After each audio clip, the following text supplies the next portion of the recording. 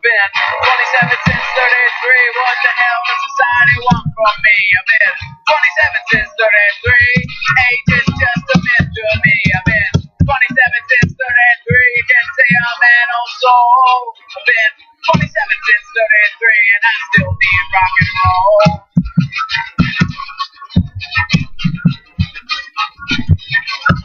Robbie went down to see the devil, said you wanna go down too.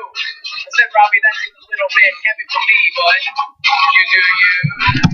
3 weeks later, I was standing by his side. He said, hey, Ron, you wanna go for a ride? I said, look, Robbie, I just wanna make it through. 27 since 33. Seen it all, but now don't see me. I've been 27 since 33. Someday I'll get that protector of me. I've been 27 since 33. On my brain, it takes a soul. Been 27 since 33, and I'm never growing old.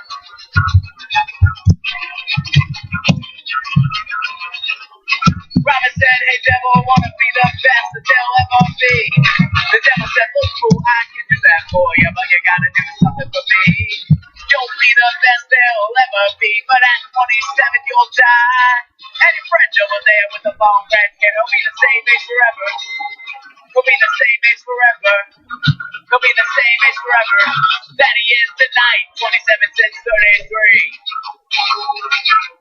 I've been 27 since 33. I've been 27 since 33. I've been 27 since 33.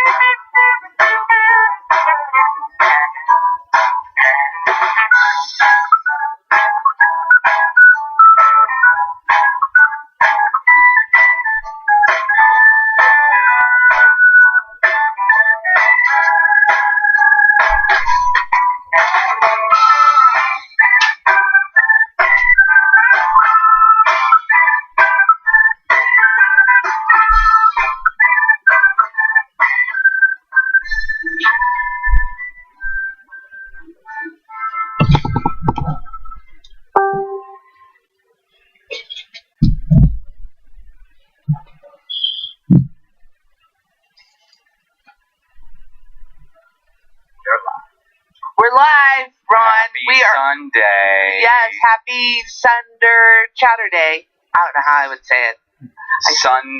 Yeah. You know what I mean? Sunday. Sunday Fun Day. That's the. Yeah, that was the other hook. But Sunday Fun Day. We should be at a mimosa brunch if it's Sunday Fun Day. You know what? First off, I don't know how anybody can drink during brunch without having to go completely back to sleep. Like, if I do champagne in the afternoon or drink ever, I'm just sleep. You know, I'm not a big day drinker guy either. Like, I don't like it. I never understood. Especially, like, a lot of my friends would like to get drunk at, like, all-day concerts and stuff. And I'm like, you're just going to pass out and miss everything. Why are you doing this? You just do that at home. I need somewhere comfortable to sleep when I'm going to, pass out. I think it's funny. Listen, I'm not against you drinking during the day. If you're drinking right now, power to you. I don't know what, coast you're on or, what continent. I have got no problem with you drinking. It's beer o'clock somewhere. I hope it is. But even having champagne or it sounds great. I'll just get sloppy, I'll get drunk, and then I'll fall asleep, and I'm no fun. So I have like one. Like I can do like a little bit of champagne at brunch, but yeah, I'm not. I just keep drinking it. Yeah. I feel invincible. I'm like, let's keep drinking. It's like soda. I'm good. But I don't understand. I don't want to drink champagne or a mimosa with breakfast. But I like a coffee with my pancakes. Have you ever had a grapefruit mimosa? I feel like that's the way they're meant to be enjoyed. Really? Yeah, grapefruit. It complements it perfectly, in my opinion. One day. I like grapefruit, though. If you don't like grapefruit, you wouldn't dig it. I do like grapefruit. I think you dig it. I like grapefruit. You haven't found your source yet. Okay, so now Ron will be on tour coming to your area. Ron, break it down for the viewers now. So, tour dates, November 2nd, I'm going to be in Sacramento, California. November 3rd, San Francisco, California. No, let's take it one more time. Let me say, at Sacramento, what's the space that you're performing at? Lunas Cafe is where we're going to be. And then in San Francisco, we're going to be in Neck of the Woods. And the we I'm referring to is me and Grandma That's what I was wondering. And here's another fun thing, and I know that he's probably got a lot of fans on the stream right now. Opening those shows is going to be the Twitter sensation Peter Douche. No! Peter Douche is going to be opening those shows. Shut up! Yeah, he lives up there, and he's going to be opening the shows with I don't know what he's going to do. Like, it's going to be his first live performance, but my favorite satirical Twitter account ever, Democratic strategist Peter Douche, is going to be opening those shows. And tickets are available for that at romplicon.com. Also, I'm going to be in Pittsburgh. Jimmy's on his way. Jimmy is on his way. If you didn't hear that on the intercom, our intercom system. November 23rd, I'll be in Pittsburgh, Pennsylvania. Tickets are available for that at rompicon.com. And on the 30th of this month, coming up, we all got a show at the Sycamore Tavern. Politics Night at the Dojo. Jimmy and Steph are popping in. There's also a great lineup of people that night. And come on out. That's at Sycamore Tavern right on Sunset. Free parking. Los Angeles. That's crazy. See you Thursday. That never works out. You love that space, right? I love that space. It's so fun. The venue is a great space. I don't know how many seats it can be, but it's a great venue, and the bartender's there, and the food is good. That's crazy that I'm even saying anything about food. That's crazy. I'd like to share with you Happy National Dog Day. That 6.6 million UK households now own a dog. So I don't know if Happy National Dog Day, maybe it's not international, but I guess this is happening in the UK. Brownie is right here. He is already snoozing, so he's right there. And he partied too hard this morning. Yes, he did. Brownie partied too hard at brunch because he's like, it's my day. He took a walk. He had some food. I gave him his meds. He's passed out. But I want to say that if you don't have a dog and you're a sad person, get a dog. Get a dog and walk them. That's the best recommendation. You used to walk dogs. I did.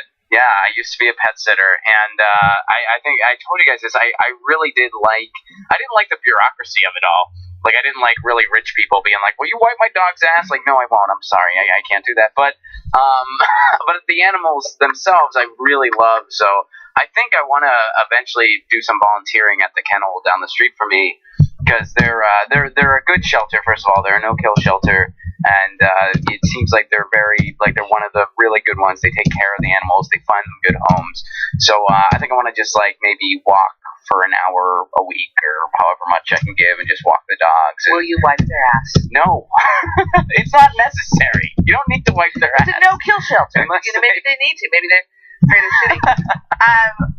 When I've gone to that's where we got Brownie at the Pasadena Humane Society.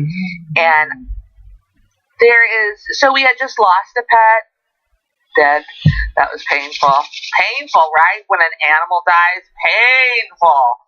And it's like a family member. It's tough. A fuzzy. Yeah, it's really tough. A very fuzzy family member. And I can't even. I'll get choked up. So when we got Brownie, we went to the Humane Society, and when we were there, he was seated right beside a schnauzer. Schnauzer? Is that what they are? Schnauzers. So he was seated, and we should have gotten the schnauzer too. We should have just gotten two of them. Right? I think I want to get a second dog, but he's very grumpy. So I don't know if we're going to do that. You don't think he'd take well to a friend? I don't know if he would. He might surprise you. He growls he whimpers at every dog that passes by, and then when he gets close to them, he growls at them. He's hiding in the bag even more right now. like when you mentioned a second dog, he hit his head. Burrowed. Like his eyes were out, and then she was like, second dog, and he went like this. So yeah, maybe it's painful. Maybe that's for sure. He won't even sleep in the bed with me anymore. It's so painful. It is really painful. He is very independent. He's more independent than my other dog. So, all right. Some of the people in the chat are pointing out that I am a cat person, which is true, but I do love dogs too. I love both. I have a cat because they're a lot easier, but it's National Dog Day, so my girlfriend focusing on our used to really pay attention to men who had cats. Oh yeah. They felt a man who had a cat was going to be a pretty good boyfriend. That's true. I mean, I love my cat. Like my cat's awesome. I don't know if it makes any sense, but I have no idea if that makes sense either. But I do love my cat. They're cats are cool. They are typically like Brownie. Kind of has some cat-like tendencies, like his independence, and he kind of like. Yes. You can tell when he's mad and stuff like that. Like I know when my cat's mad. When I first get back from the road, my cat will do this thing where she's like, "I'm going to punish you. I don't care that you're back. I'm not going to sleep on you tonight. I'm used to you not being here." And then all of a sudden she'll cling to me like, "Never leave again." Please never leave again. You're staying, right? Okay, so we've had a couple people that want the Donnie Tiny Hands t-shirts that we have, and that's why I'm wearing it today. And so what I'm going to tell you right now, ready? We have an address, and it's on our website. And it's 1443 East Washington Boulevard, number 135, Pasadena, California, 91104. Send me $15 if you live in the United States. I have small, medium, and large. Yeah, that's all I have for these shirts. But I'm willing to go ahead and mail them out. We used to do that stuff when we first started out. Oh my God, mailing stuff! What a nightmare. But if you ever want to find out what our mailing address is, you just go to the jimmydorcomedy.com and you just check it out, and we have the address right there. And if you make a checkout for $15, you just go to the website and it says 4 Dore Productions Inc. Make it out to 4 Dore Productions Inc. because that's the name of the business. So if you want and you're in the United States or North America area, I'll send it to you for $15. If you're in the UK, how about $20? I know that sounds crazy, but isn't it kind of expensive? International shipping is not cheap. Right? It's kind of surprising. I'm like, what's it going to be? So that's the only thing that I would say. If you're the UK, you can send us $20, great. California, LA, everywhere in the United States, $15. And if you get confused and you don't know what our address is, I'll say it again, and it is 1443 East Washington Boulevard, number 135, Pasadena, California, 91104. But you can just go to jimmydorcomedy.com and go to contact, and you'll see who to make the checks out to, and then send me the check and the size that you want. And if you don't send me a size, and you know what? Write your email on your check in the memo. That's pretty helpful, just in case I have to contact you or you want to be a part of our email list, blah, blah, blah, blah, blah. I think that's it, right? That sounds pretty Totally. So can I mention something else real quick? You have plenty of time. Yeah. Jimmy Dore has not walked in yet. Yeah, it's not gotten here yet. But a couple people in the chat brought up municipal internet Do and, it. Yeah, that's a cause that is very near and dear to my heart. It's incredibly important. Municipal broadband, not to get into it like too deep right now, but municipal broadband essentially what it does, it ends our net neutrality battle because it takes the internet out of the hands of the corporate interest and it puts it into our hands, the public. Other cities that have done it already, Chattanooga, Tennessee, Sandy, Oregon, Longmont, Colorado, they have some of the best internet in the country. Or excuse me, let me correct myself, the best internet in the country at a reasonable price. So what I have done, and some of you that tune in to Get Your News On with Ron, you know this already, I started a Southern California Municipal Internet Task Force focusing mainly in Pasadena right now, just because that's where I live, so you got to start as local as you can. What we're doing is we're trying to get an actual proposal for municipal internet to present to the city. So we're doing some research, we're trying to get some information from the cities that have done it successfully, we're trying to get some data on what different options might be out there. And we've started a task force. It's still very much at its beginning stages. If this is of interest to you, please go to my website, ronflacone.com, and email me there. There's a tab where you can email me. Just email me directly. If you don't live in the area, if you don't live in Southern California, as most of us don't, many of us don't, totally start one in your area because every area needs one of these, and some might get success quicker than others. So please, if this is of interest to you, please do contact me. I'm at the beginning of stages of all this. I'm learning as I go. So if you have a lot of knowledge on how to make something like this happen, please do email me. I've gotten some great resources from people from all over the world. And, it's starting to grow a little bit, and hopefully we can really make a difference. So some of you guys asked about the update on that, which I thank you very much for asking, and that's the update on that. Hope I wasn't too babbly. But I don't think you were babbly at all. I don't think you were babbly whatsoever. So we went to this event yesterday. Jimmy was covering, what was it, the Left Forum? Yes. Okay, thank you, Arno. Arno, yes. Okay, so we went to the Left Forum, and I believe it's happening today. It's right down, I think it's the Technical College or something like that. Right? Does that make sense? LA Trade Tech College? That's it. LA Trade Tech College. And we were there, and we got to see, again, Gail McLaughlin, who, every time I see her, I try to remind her to say, I'm Gail McLaughlin, and I took on and beat Chevron in Richmond, California. Because here's this woman who's phenomenal. I love Gail.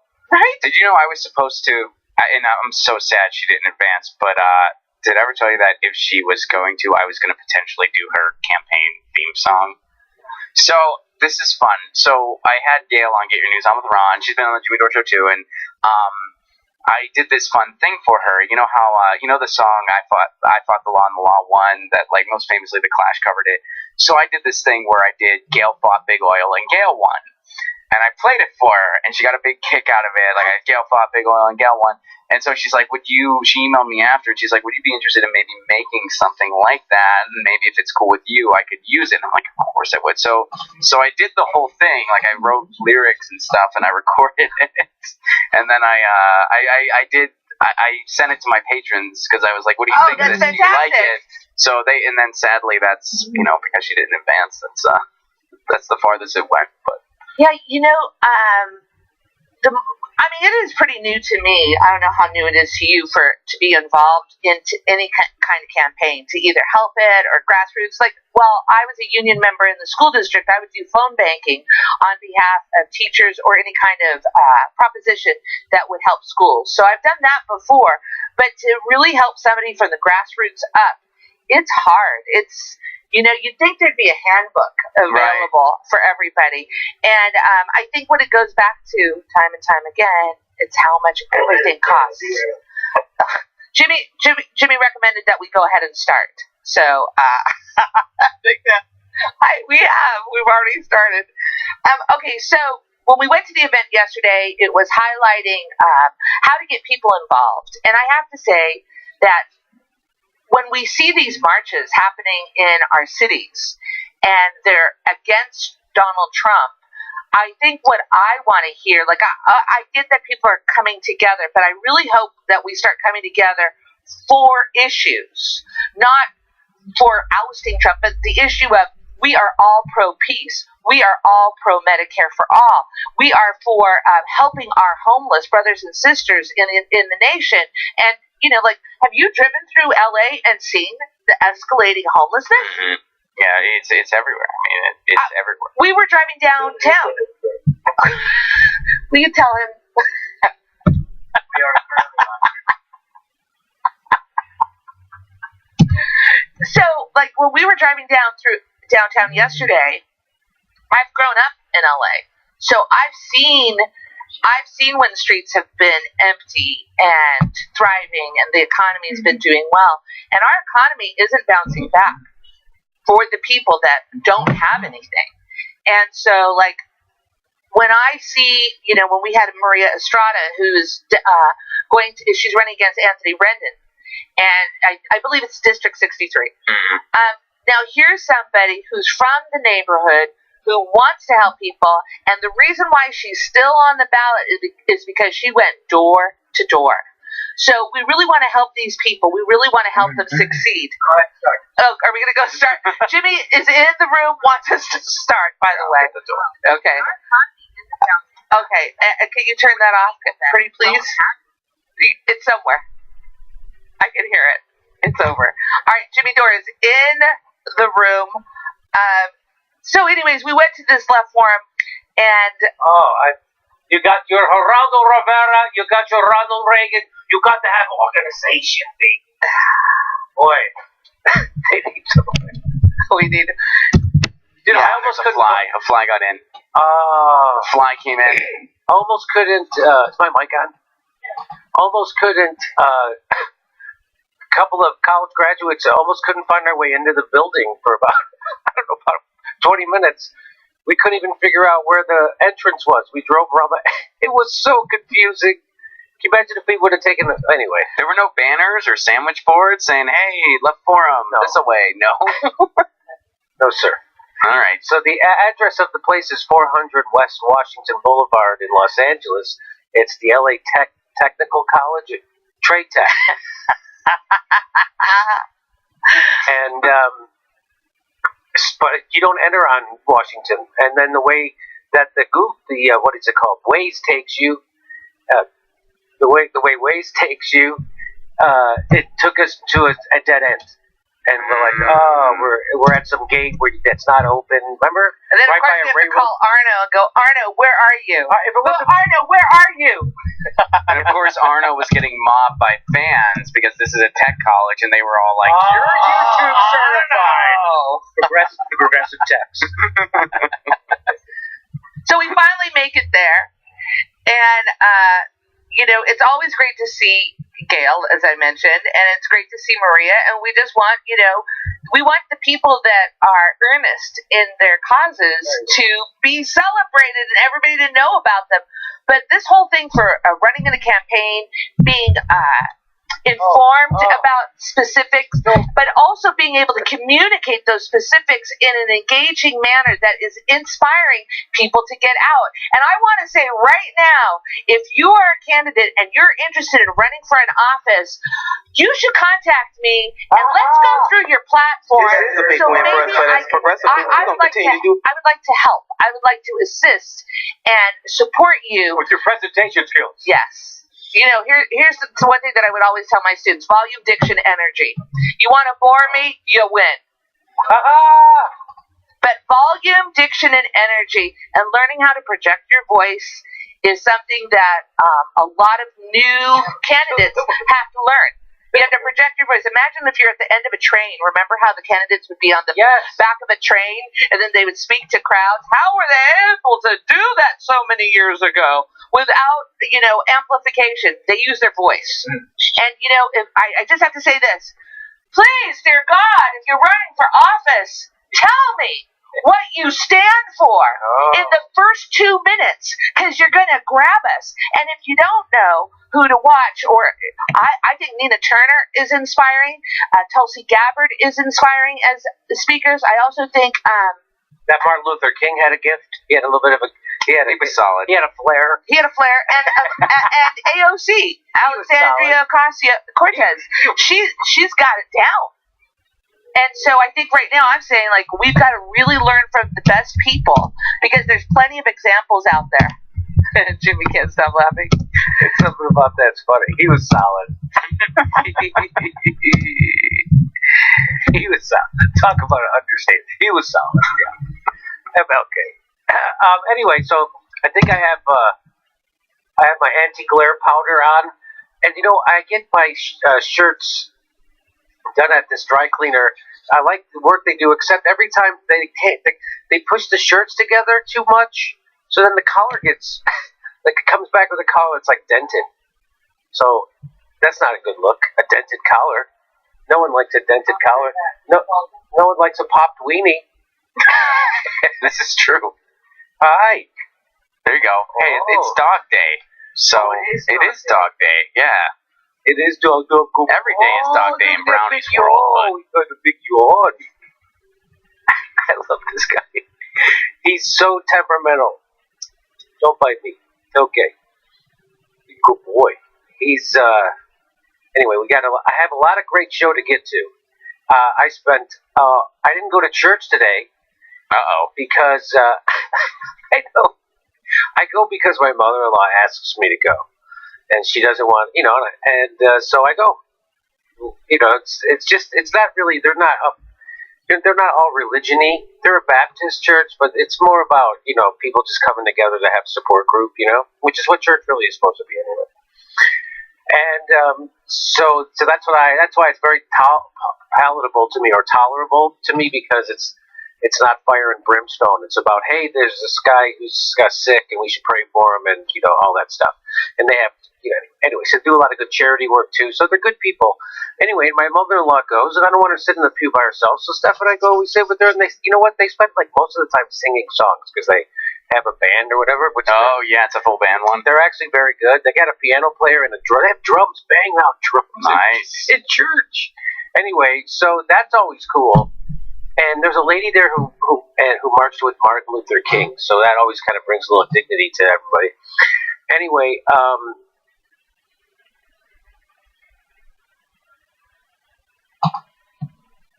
so instead of going to church, I prepared the show, and I thought I would take a nap so I would be fresh for the show, but I started preparing the show, and of course I couldn't stop, so I didn't get my nap.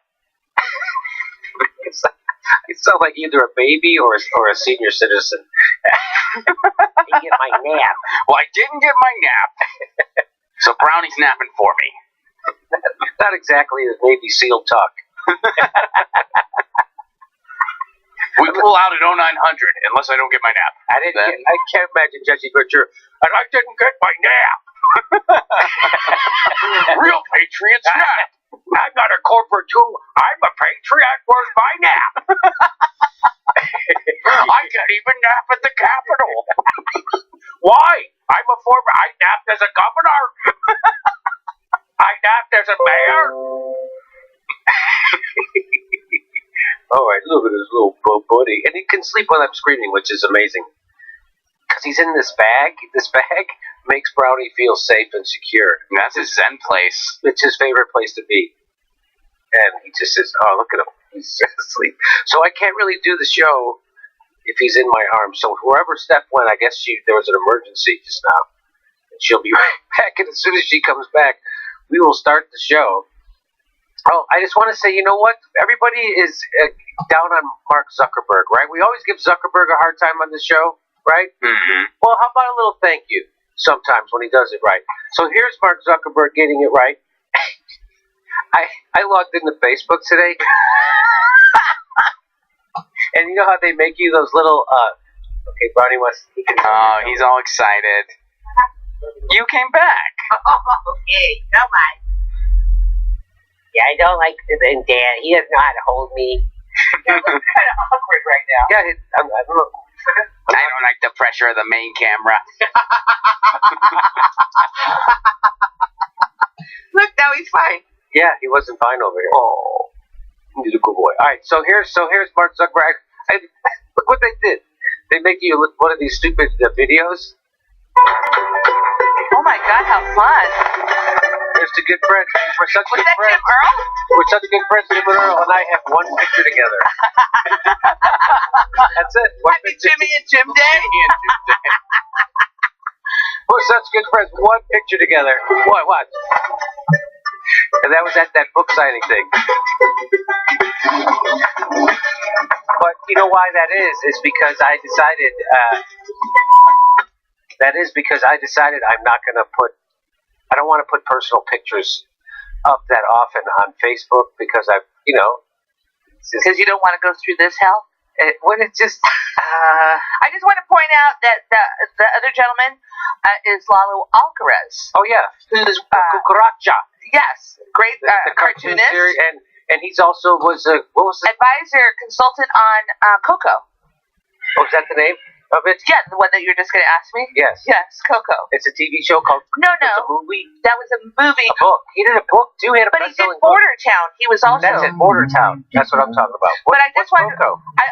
It's a film. I just wanted to point out that there were actually 2 Mexicans in that photo, which is a rarity. It's a rarity. And we're back, Jimmy. Jim. Hi, I'm back. So there's that, and then do you remember that video of that guy who interviewed Chomsky right before Trump got elected? And he was saying he was from, I think at the time he was working for Al Jazeera, and he says to Chomsky, he was quoting Trump saying that he wants to kill the families of terrorists or something. He's like, that's a war crime. He wants to do war crimes on people. And Chomsky goes, well, all the presidents are guilty of war crimes. He goes, yes, I know, but they've never said it. I swear to God, I have that bit. It's a real. Was that Al Jazeera? Or was that? That was this guy. That was this guy. That's right. Mehdi Hassan or whatever. And that's it. I knew that guy was not as sharp as he presents himself to be. If I could see him being ridiculous like that. Anyway, he's not very sharp. He's an apologist. He's one of those people, if you tell the truth about Syria, he calls you an Assad apologist. That's who he is. So he's doing some great work. And he does actually some good work, right? But he does a lot of bullshit. This is some more of it. I gave Corbyn the benefit of the doubt on anti-Semitism. I can't say it more. I can't say anymore. Powerful piece from someone who, like me, who defended Corbyn up until now. Oh my God.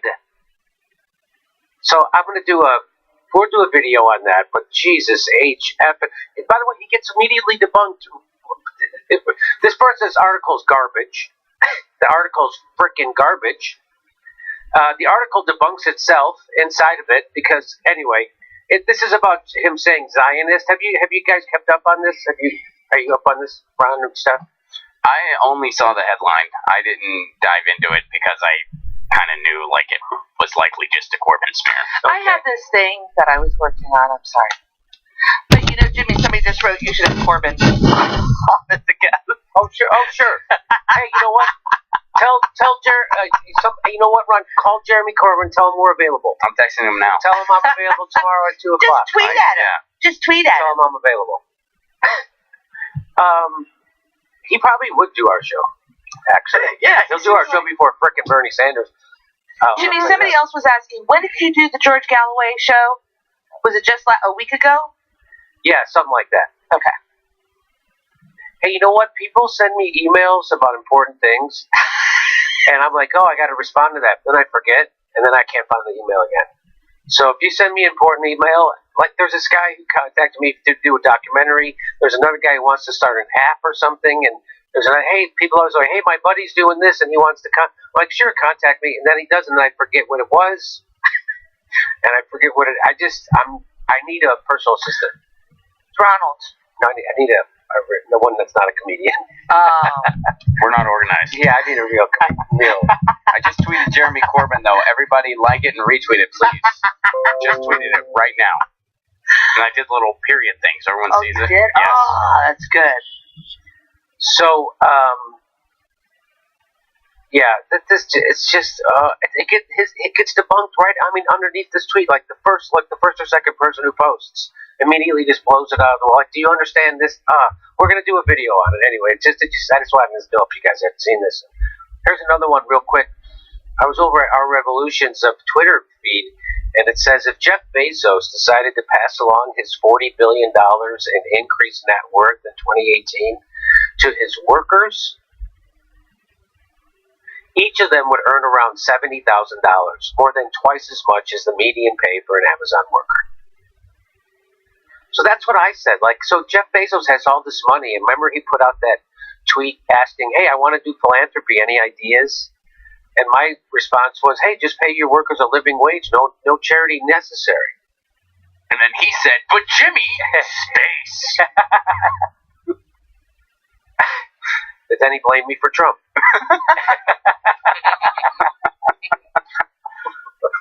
You know how you had a lot of power in this, Jimmy. You and Susan Sarandon. So, isn't that I mean, I don't know what it.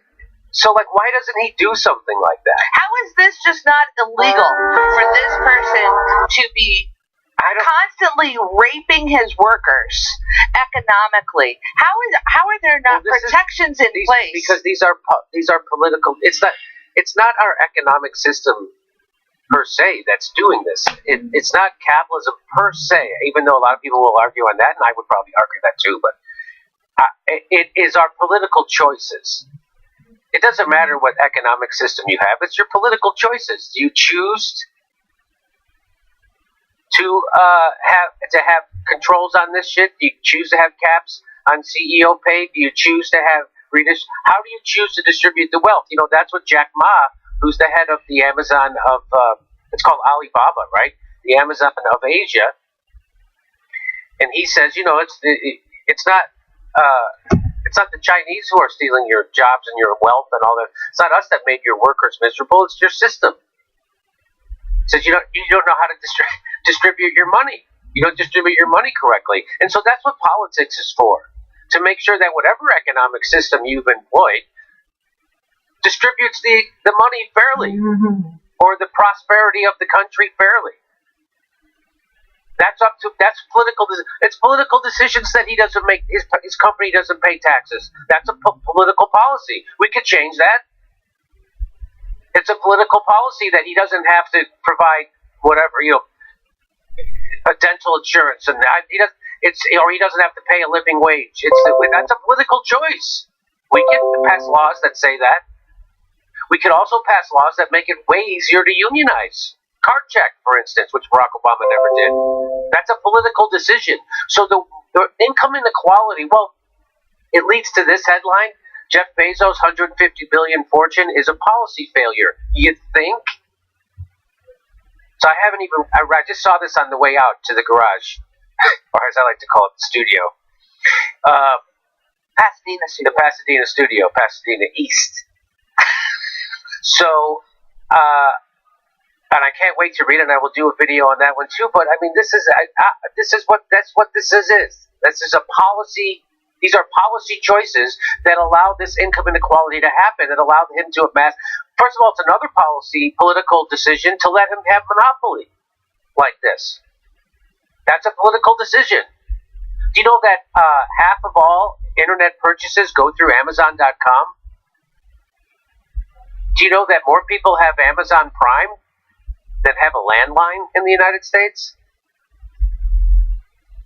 So again, we're living and he's in business with CIA. So he's in the well, of course. So right now, CIA is silencing people who have through social media, and they're acquiescing. You know, Zuckerberg and Twitter, they can't acquiesce to the government fast enough. You tell me to take down a page, I'll take it down. They're preemptively, they'll take it down for you. Don't worry. We'll do the censorship. The government doesn't even have to tell them, which is exactly what Julian Assange said was going to happen. And so this is happening. And so these are policy decisions that he gets to have a monopoly. Those are policy decisions that the Justice Department doesn't enforce the antitrust laws that are already on the book. You know, in Listen Liberal, he devotes a lot of it, or a big part of the book, or some of it that's a healthy part of the book, put it that way, to how Barack Obama didn't enforce regulations that were already on the books, that were antitrust enforcements that everyone knows should be enforced and aren't being enforced. He didn't need Congress. So he does this whole list of stuff, because people always say, well, Barack Obama had a Republican Congress that blocked everything he did. And so Thomas Frank decides to list all the stuff he could have did without any approval from Congress whatsoever. And he chose not to. His Justice Department chose not to enforce these things. And so this is also a product. This is politics. This isn't an economic system. This is politics effect on an economic system. This is the politics of it being bought by the same people it's supposed to be regulating. That's what this is. That's why Jeff Bezos. I said the same. He would still have $100 billion, still be the richest guy in the face of the earth ever, and all his workers could earn $70,000 a year. But he chooses not to. Why? What's he going to do with that money? He's going to put it. He calls that money his winnings, by the way, and he says he's going to invest it in space travel. He's going to be George Jetson. That's what he's going to do. Hey, how about we figure out life here on Earth first, before we try to figure out life in space? How about you figure out how to, those people who are generating that money that you want to put into space exploration, why don't you put it into Earth exploration and figure out how to take some of the fucking hurt that you're putting on people, take it away? How about that? How about you try to fix some shit right here? Because you could. Well, but we all know what happens when people get, the studies have been done. So Jeff Bezos is, he's probably born a narcissistic megalomaniac, but on top of it, now that he has all that money, that also changes your, even your ability to perceive others' emotions. So it makes you an even colder, more evil. Makes you even more evil. And it's perfect that he looks exactly like Dr. Evil and he's the richest guy in the world. It's unbelievable. And he is. Because he's in bed with the CIA and he owns the Washington Post. And we just saw and he's now he wants to sell everybody his own version of healthcare. And we just saw what the Washington Post did with the healthcare of Bernie Sanders Medicare for All. They lied about it. They gave Bernie Sanders 3 Pinocchios. The Washington Post fact checker. I showed you that. And that's his newspaper lying to you. And now when their Facebook page gets taken down, I'm sorry, Ron, go ahead. Well, I was just going to add, when you bring up the politics of it all in regards to Jeff Bezos, I think it's also worth mentioning the cultural aspect of it all. With exceptions to shows like this and a few others, he is largely celebrated. They celebrate this. They celebrate him as some great genius entrepreneur and innovator. And yeah, Amazon was a smart idea, but is it worth celebrating the fact that this guy could still be rich many, many times over while also giving people a living wage, but this wealth accumulation is celebrated when it's just megalomaniac narcissism at this point? Because he was undercutting any industry that he could. So he stabbed a lot of people to get to where he was at. Exactly. He rigged the system, Steph. So he rigged the system to get special treatment like, hey, you didn't have to pay taxes when brick and mortar stores did. So he had an unfair advantage. Then they closed. That's a huge advantage. And the first thing he did it with was books. He would sell it at a loss. So Amazon.com, I wonder if it even still, does it even turn a profit yet? Because this is all based on, his stock price. Mm-hmm. So I don't know if he's not making $140 billion a year. That's not their profit margin. That's just his stock price. Right. So what you're saying is, Steph, that he got rich by crushing competition, not by engaging in it. And that's exactly what he did. And we let it happen. Same thing. Walmart did the same thing. So great. So we don't have any more bookstores. We can order all our books online. Oh, and now he's opening bookstores, so we can go and patronize his bookstores. How awesome was that? That he drives all the bookstores out of business by selling books at a loss and not having to pay taxes.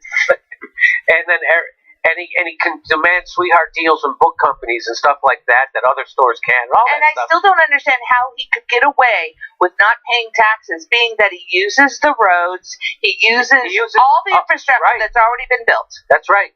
And shame on the politicians who gave him this sweetheart deal. And then as soon as he puts all the bookstores out of business, he starts opening bookstores.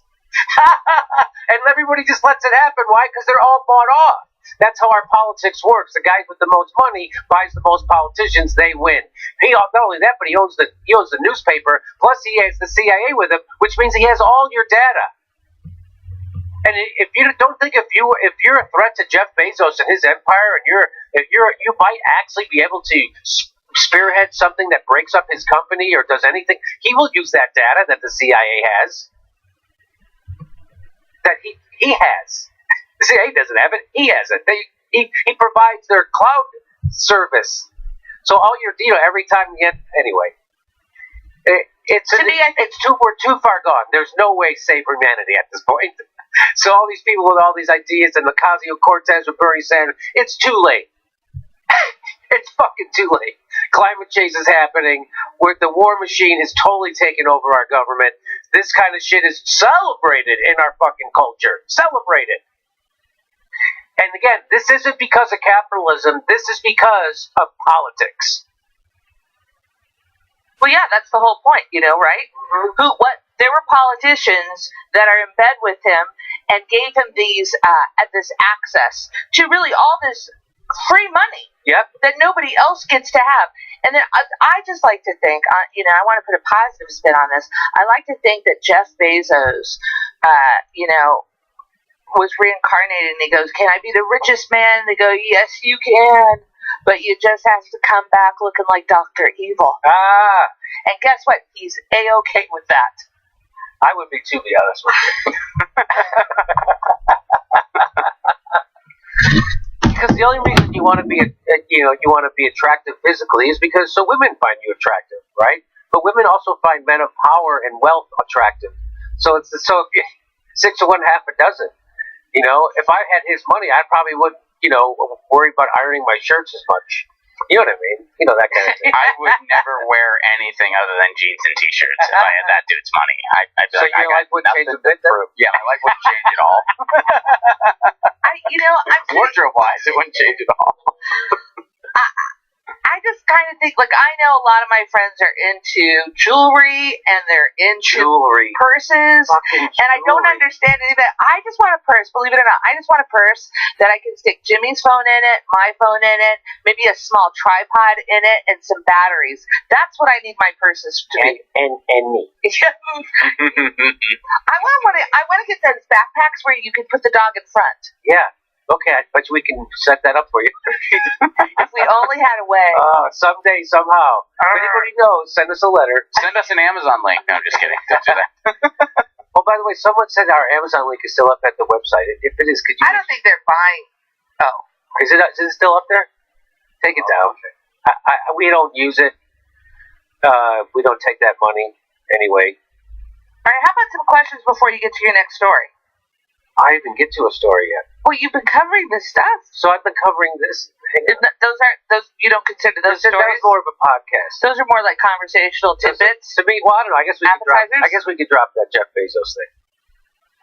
All right, here we go for so. Can we just do a story first? Because Ron says yes. Because I don't know if you know. They had the big vote. We went to Chicago last week. We should have went this week because the DNC shoulda, woulda, coulda. I didn't even know that. I didn't even know that the DNC was going to be. I mean, that's you can only know so much. I too think Chicago should have been this week. I totally vote for that. If only. If only. So, but they're having because the DNC is meeting in Chicago to vote on the Rules Committee, what have you, to vote on the super delegates. And here's what happened. Here's from the Real News Network. They were there.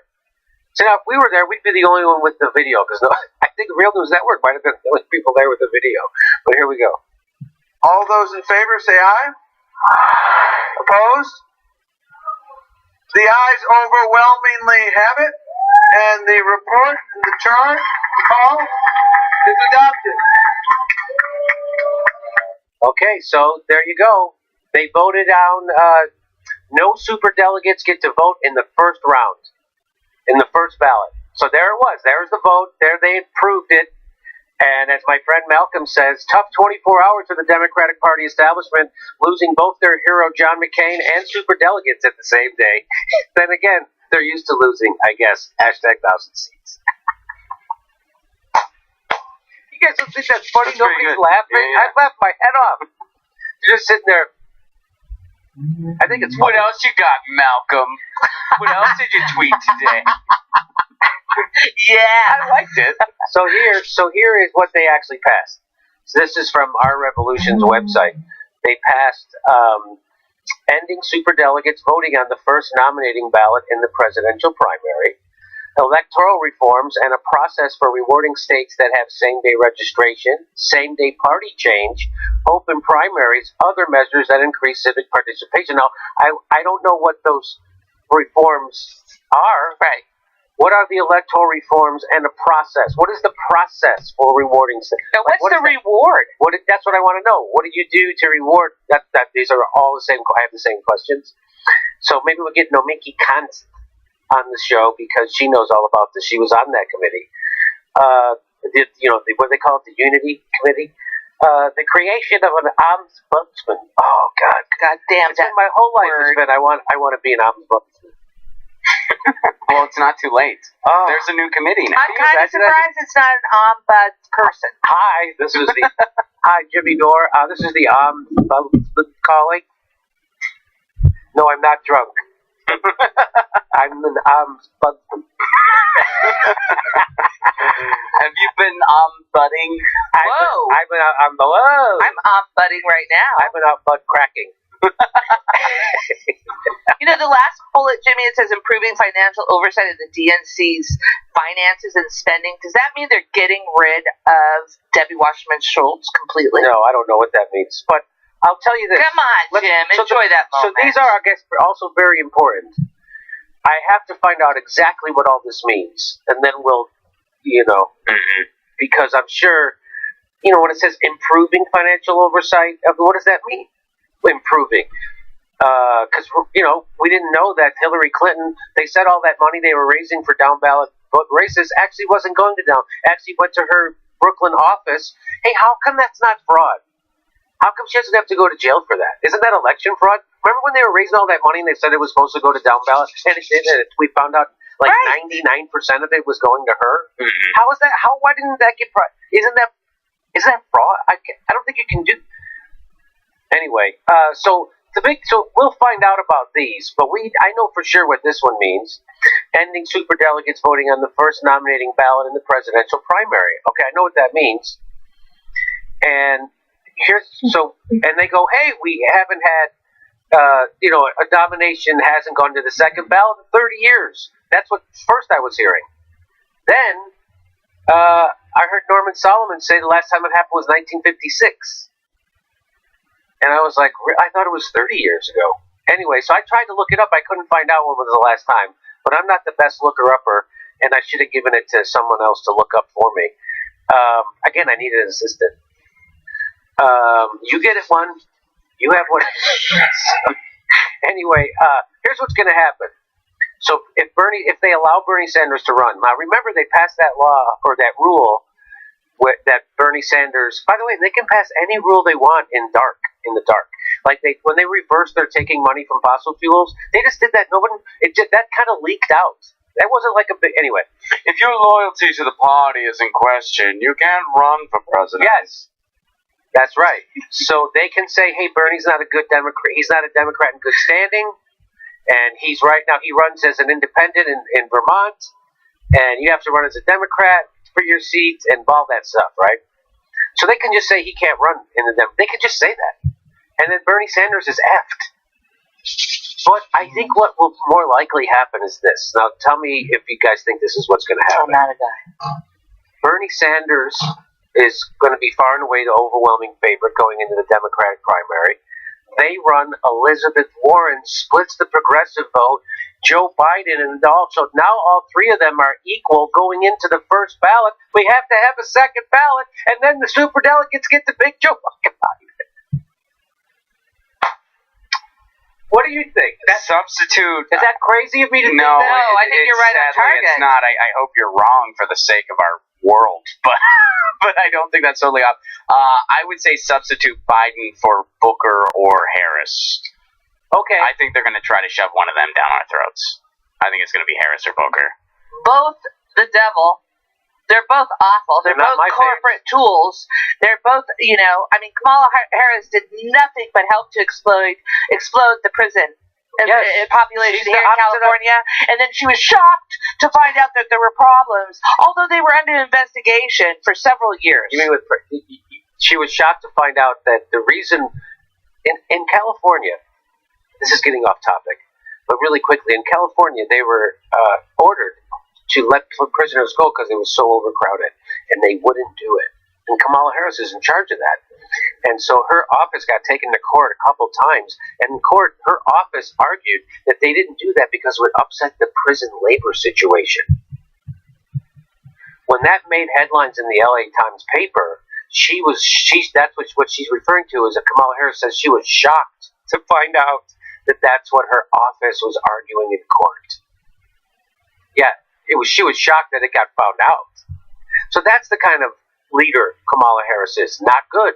A horrible leader. The opposite of a leader. So back to this story. So I think that's a big possibility, that Bernie Sanders will be an overwhelming favorite. They have Elizabeth Warren run or someone like that to split the vote with the progressives. I don't know who else that could be. That would also that they would want to run. Right. Yeah.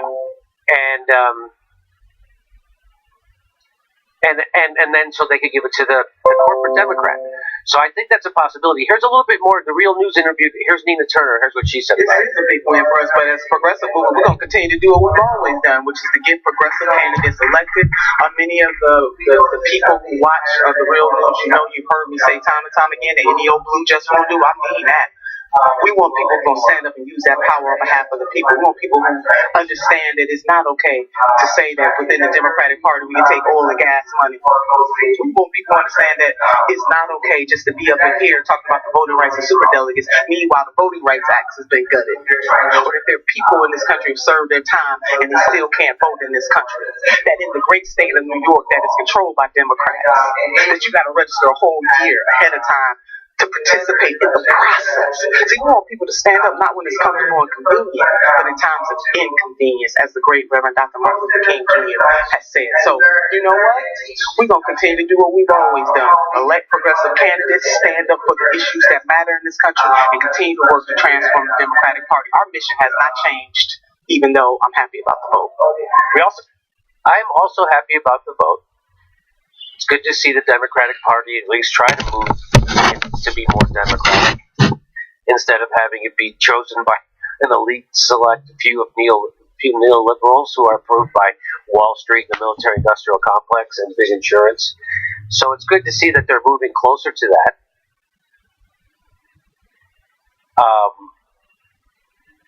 But when she said, we're going to continue to do what we've always done, which is to continue to elect progressive politics and work to take over the Democratic Party, this is not happening.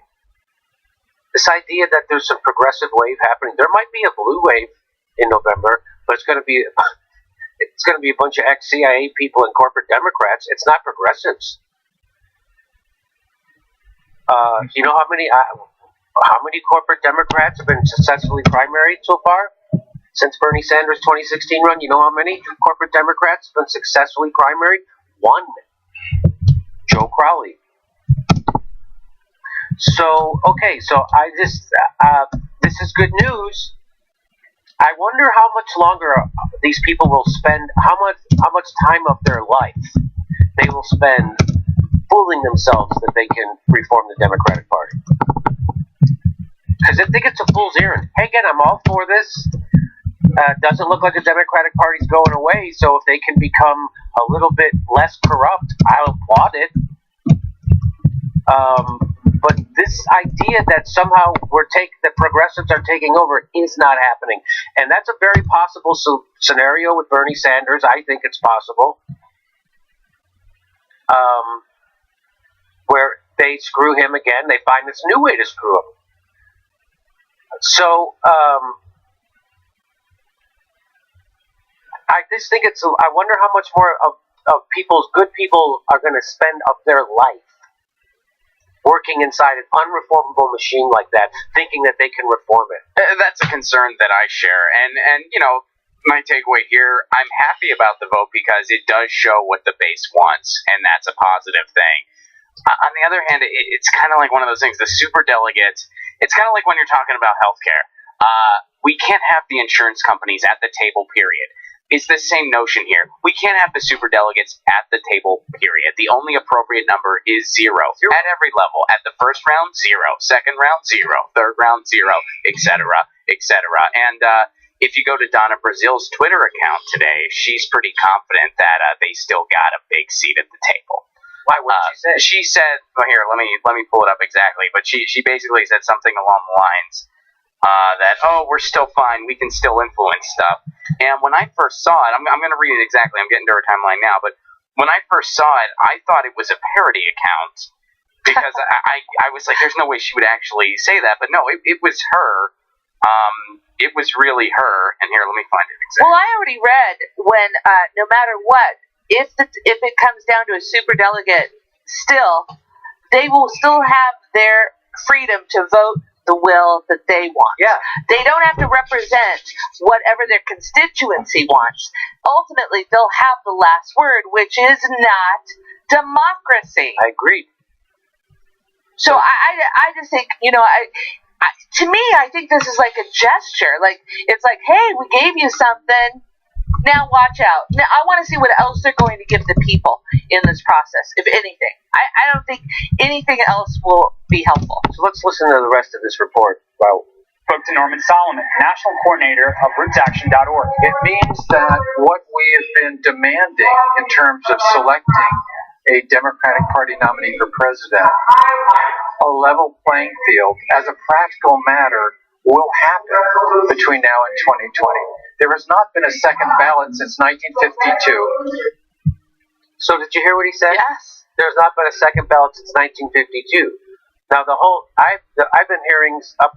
That's why I was looking up 1988 in Dukakis. And then I was trying to look up. Hey, when did his ballot? Oh, it wasn't then. And then he says 52. So I think that was Lincoln, right? I think you're right. So here's the tweet really quick. Democrats voted to remove automatic delegates from the first round of voting, but we still have seats at the table. We are still in the room and very much capable of setting the menu. She's in charge. What the fuck? Why would she think And that's then a good thing the to hashtag Power Rising. say? Are you kidding me? Can you take a little screenshot of that and send it to me? Absolutely. I got to put that up here. Let's listen to what Norman Solomon has to say. The odds are overwhelming that the grassroots entirely, a democratic process, lowercase d, democratic process, will determine who the nominee of the party is. When we organize, when we raise hell, and we don't give up and we keep fighting, we can accomplish things that we probably thought were next to impossible. And I'm a case in point. I didn't think this was in the cards. We've made it happen. We also spoke to party activist Helena Vick. So he's saying that happened because of all the activism by people like the nurses, by Roots Action, Our Revolution, stuff like that. He's saying that this is the result of that. Look at the result. And he said it. I don't even think this could happen. Okay. So they spoke with this one went on a hunger strike over this. Who's been on a hunger strike for the past week to demand the Democrats reform the superdelegate system. And what do you say to people that say, this wasn't enough? Like, they wanted to get rid of superdelegates altogether. They wanted to end fossil fuel contributions, which the DNC just reinstated. That they want to see. I mean, right. That's another thing everyone's forgetting. They just reinstated taking money from fossil fuel. I mean, so it's one step forward, two steps back for these MFers. They just reinstated, again, taking fossil fuel money. It's just awesome. So let's see what she says. For change, it's not enough. They're not back in the party yet. Yeah, I'm one of those people. Okay, I am one of those people. It's not enough, and but it is. It's a win, and if I think Nina said it really, really well earlier when she said that you had to come to a consensus to get it done, and so this was a great big fat foot in the door. And if we take advantage of the reforms, then the next time we can push even harder. Reporting from Chicago for The Real News. Okay, so next time we'll get the real reform. Is that what you said at the end there? Is that what I heard? Is that literally what you said? The real reform's coming. The real reform is keep waiting. Someday, Mr. Not now, MLK. Just be patient. Keep waiting. that what they told him? Isn't that what he is? That maybe we need to write a letter to the Democrats from a Birmingham jail. So it's too late. You already have Trump. Just keep waiting. They already have Trump. Keep waiting for those big reforms. You already have Trump. Keep waiting. So I don't know. This is, to me, this. People are going to make a big deal out of this. It's not a big deal to me at all. It's better, but it's not a big deal. The Democrats are still totally corporate owned. They're still taking money from fossil fuel industry. The Democrats. Are you still going to wag your finger? So at least now it's out in the open. So when people wag their finger at the Greens for voting Green, which they're their goddamn right. If they get to vote their conscience, they get to vote for someone who represents their views. Plus, they get to send a message to the parties. It's a lot of things when you vote for a third party. So anyway, I mean, I did. I sent you that screenshot, and I mean, I guess for optimism's sake, I mean, I'll say this just to it's better than I expected. I didn't expect them. I expected a lot less. So I mean, I did. I expected less, so it's better than I expected. Enough? Absolutely not. Huge news? No, but it's better than I expected. I expected even less. Yes, I did. Yeah, I don't know. I don't have hope for the democratic process through the Democratic Party. I just don't think they have. Right now, Jimmy, you just covered a story that Hillary Clinton was the headliner for a several DNC fundraisers. So, I don't think the direction of the DNC is going to reflect the needs of the people. And if they do, it's going to be like this little incremental stuff that we're supposed to give us hope, And after 40 years, Jimmy, what kind of progress do you think we're going to make? Making it bigger.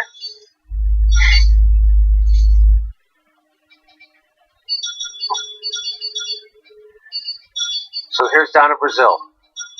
This is what she says.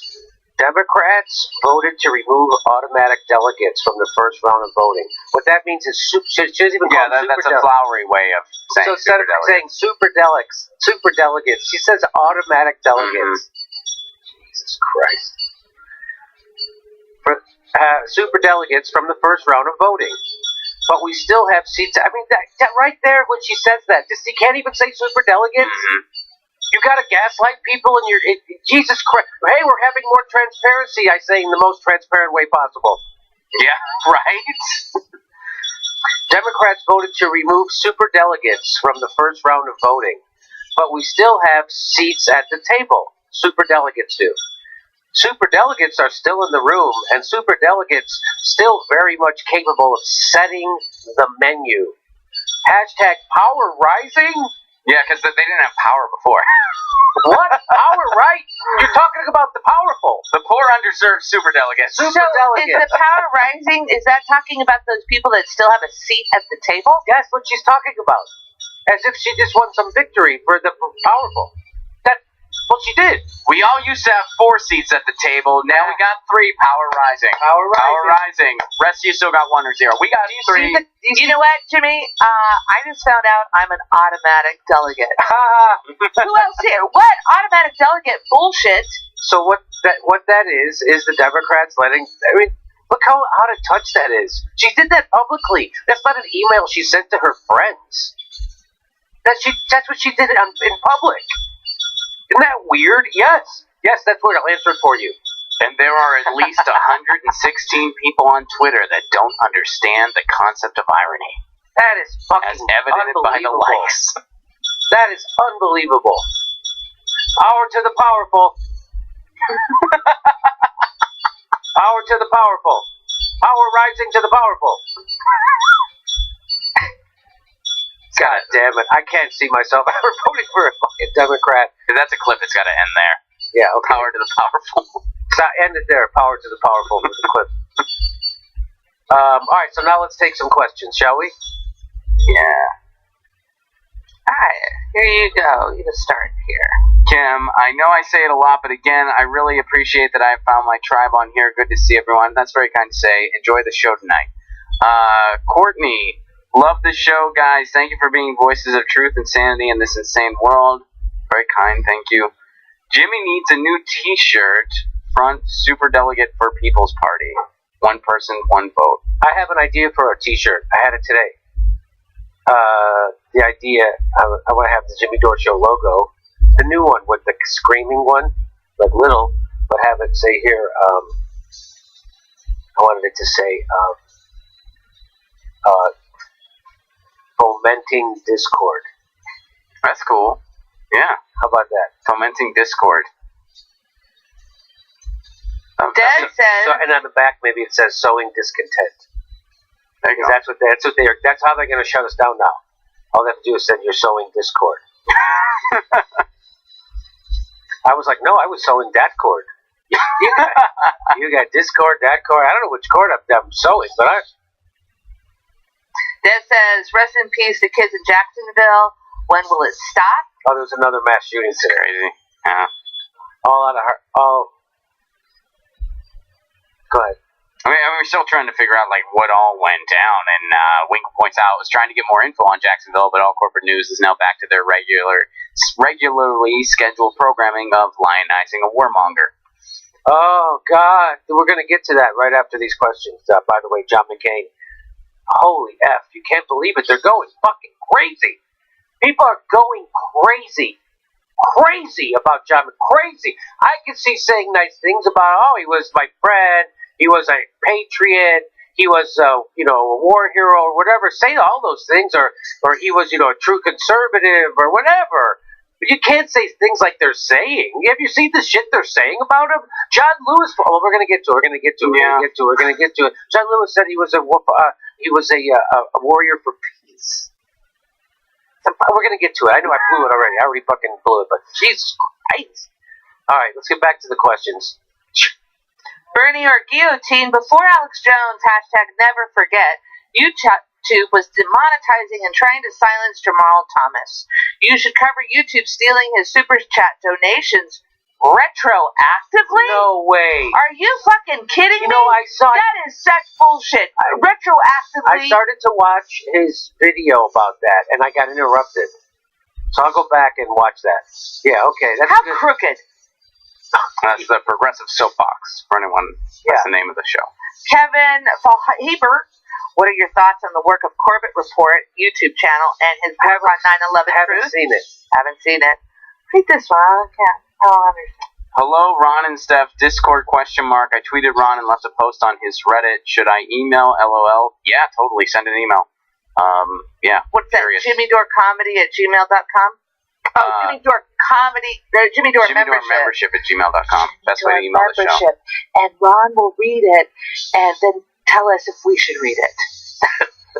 Because every other email is too much. Okay. Hey, by the way, I'll wait for you to come to New York City to buy a shirt. Cats over dogs. Hey, gosh, have they cured AIDS? Is that cured now? Not to my knowledge. Oh. I mean, Magic Johnson's still alive, right? And he's had it since 1991. Yeah, and he no longer has it. And you can't detect it in him, right? So they haven't been able to detect it. Oh, it was like that joke. I think Kamal Bell had that joke about. Have you seen Magic Johnson? He has AIDS. What's the cure for AIDS? Gravy. Because we used to associate AIDS with the emaciated, and then Magic Johnson came along and he changed that. He's never been emaciated. He kept gaining weight. Anyway, good for him. Last I heard, they couldn't. It was like they get to a point where it's not detectable. It's not detectable, but I don't know if they can. Is that called a cure? I don't know if they can definitively. But it's basically claim like that. It's not like but it's like you'd rather get that than cancer, right? I don't know. Are those my choices right now, Jimmy? Yes, these Yeah, are those your are pretty choices. bad. Oh, well then, I could consult with YouTube or Google No, I mean, before it I went from- respond. It went from this thing where you were dead in a couple of years to this thing like you can pretty much live your whole life. Yes, but you also have to remember Magic Johnson had access to medication that other people didn't with Right. the amount of money that he had. So his right. his You're right. regimen is But different not than 20 somebody who still can't get health care. But here we are almost 30 years later, right? Was it 20 years later? Why do you keep testing us with these questions? But so, Yes, it's like over 20. Yeah. over 20 Over years 20. later. So I'm sure everybody could get. Anyway, I don't know why I thought of that, but let's go. Is it 15 years ago or 18? What do you think? Just curious. Lawrence Bishop, can I get some of that Dorigami Kush? Oh, I like that. That's another good name. We haven't got, okay. I try very hard not to super chat anymore. That's funny. YouTube robbed Jamal Thomas of all his super chat. We just read that, and you were correct. They are fucking thieves, Wesley. Elaine at the beach, please come to the UK. It's so depressing here at the moment. I'll be there in October. Where? Do you know where? Well, I'm mostly going on vacation, but I'll be in London, Edinburgh, and Dublin. And I will be doing some spots over there. Okay. So, yeah. Well, don't be shy. Tell them. OTR Trucker, I looked in my closet and under my bed. Those scary Russians were all in my head. So I pull up my blankie and pock my popcorn. Enjoy the popcorn while you can. We're still under the Pock my popcorn. Oh, that's it. Okay. Thank you, Trucker. Stevie.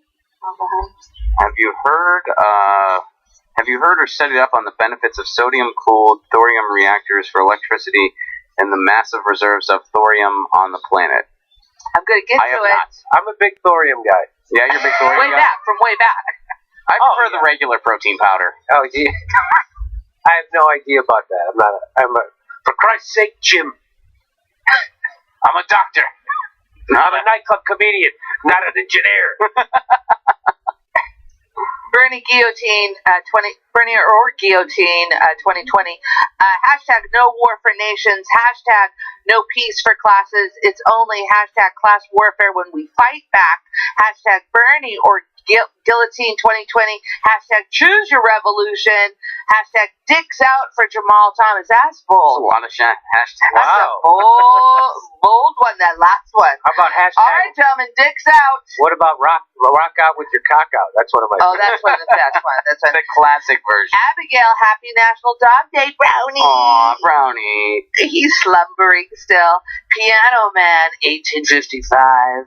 Sing us a song, you're the piano man. To sequester the 36 billion tons of CO2 that people emit per year, do I? Requires. He says people. That's a lot of. You mean like a per person, or all? Well, 'cause that's a lot of farting if it's one guy. Right? Requires 8 million square kilometers of cannabis. This is the size of all of Russia. If just weed, it would be worth 385 trillion and grown in less than 100 days. It looks like that Piano Man gave me a math problem to figure out. It's That I, there's a lot going on there. right? Yeah, a lot Okay, going good. on there. Okay, good. Thank you, Professor.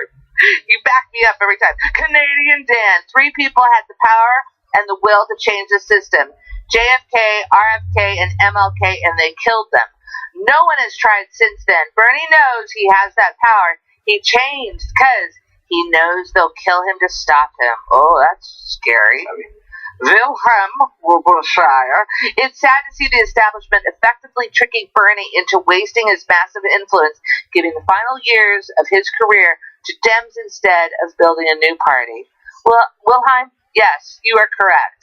This is El Paolini.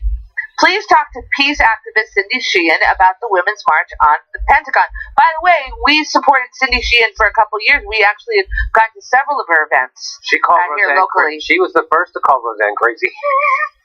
Roseanne was her vice president or something like one, right? Yeah, they ran together, and she was like, "Boy, Roseanne's crazy." She said that on stage. That's not. She didn't say that behind the scenes, right? She said that on stage. Yes. Yeah. The OT trucker violent mad haters who spew their mad scorn at the jagoff comedian and the rapscalious poo-pooer. It's Solid Chat Saturday with the Jimmy Dore. People are submitting slam poetry now. Yeah. We're reading this on the spot, folks. We're doing the best we can. I know. I got a dog on my lap. Reef Breland. Reefer here with a weekly pod question. Who rolls the best out of you guys or gal? I do not roll. P.S. I defo have the bell click. Didn't get a notification. I'll tweet Ron again about the Discords. Okay. I roll pretty poorly, so I'm gonna say probably not me. I do not roll. Steph? Do not roll. Arno? How are Jimmy you? has a machine. One of the things that you put in But it, it's still it doesn't matter how many times you've shown me. There's no way that I don't know how to roll. I don't know. Shit, they're talking about roll with your fingers. Yeah, I think that's so. why I brought I up the don't know how- machine part, I Jimmy. don't know how people do that. That's a Are you counterdicting me in front of? I am. Oh, God damn. What's that, Arno? that's a thing to What? roll. Yeah. A cigarette rolling Yeah. machine? Oh, really? Yes. All right, so I guess Arno's not good at it either. So I guess we're all tied at 0. So I'm personally There's the happy to answer. hear that my tech guy isn't good at rolling joints, Arno, have by you the ever way. smoked weed? No. Oh, good. Good for you. Keep it that way. Keep it that way. That's my suggestion. Now, why is that? I haven't. The opportunity hasn't ever appeared. Good. Keep it that way. So when people offer it to you, you go no because on what, religious grounds? No one's offered me, so. Yes. Good. All right. I don't offer it. I don't know. No one ever offered you weed? No. You liar. Did you go to high school? Do you go to concerts? Did you go to college? Yeah, I did. You got both those things? Yes. You've never been peer pressured? And you did that in Los Angeles, greater Los Angeles area, the Southland? Yeah. Okay. nobody in the YouTube certification school was like, here. No. Not really. No. Hey, before you take the test. What? I mean, Oh, we didn't. Have you ever seen a Mexican? There's some other things that are crazy about you. Never seen a Mexican. Lives in Los Angeles. Come on. He's Never a been offered Mexican pot. almost every day. No, I've been to Mexico. I've been to Cancun and stuff. Yeah, So. and still haven't seen a Mexican. No, I've seen it.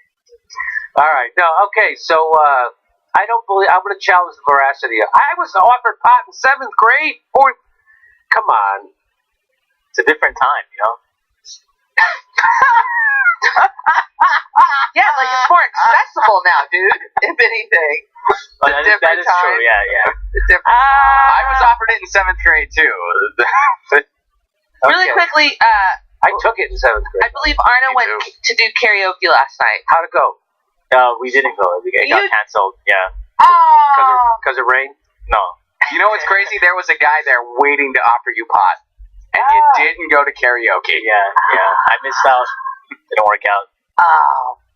Oh, well. Okay, so OTR Trucker is over the road trucker. Thank you.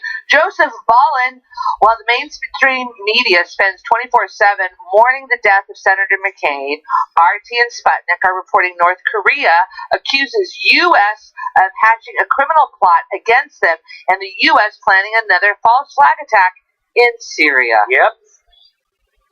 Yeah. Oh, you mean there's other news other than don't think McCain the CIA died? There's other international news that's happening that would kind of supersede this one man's death. So what was that thing that got revealed recently where the CIA was planning, they had a plan, they didn't implement it, but they drew up a plan, and part of the plan was to bomb some places in Miami and blame it on Cuba.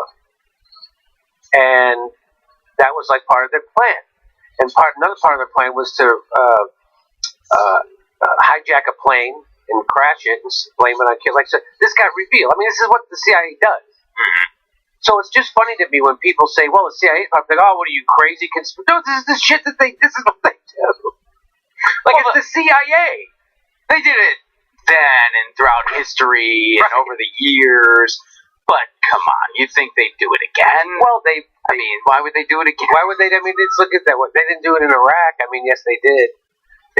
And then they face repercussions for all the stuff they did. They're all in jail. I mean, they all got TV contracts. They all have TV contracts, the CIA guys. right? Doesn't Hayden have a deal and Brennan? Don't they both have deals right now? I believe so. One's with CNN, one's with NBC News. So that's why it's also crazy right now that they're gonna.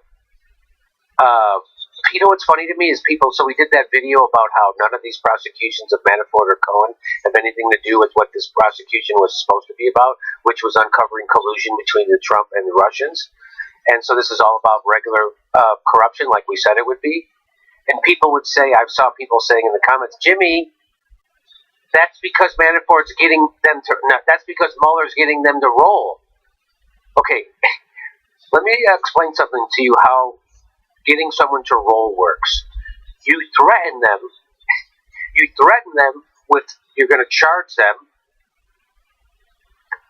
or you threaten with prosecution.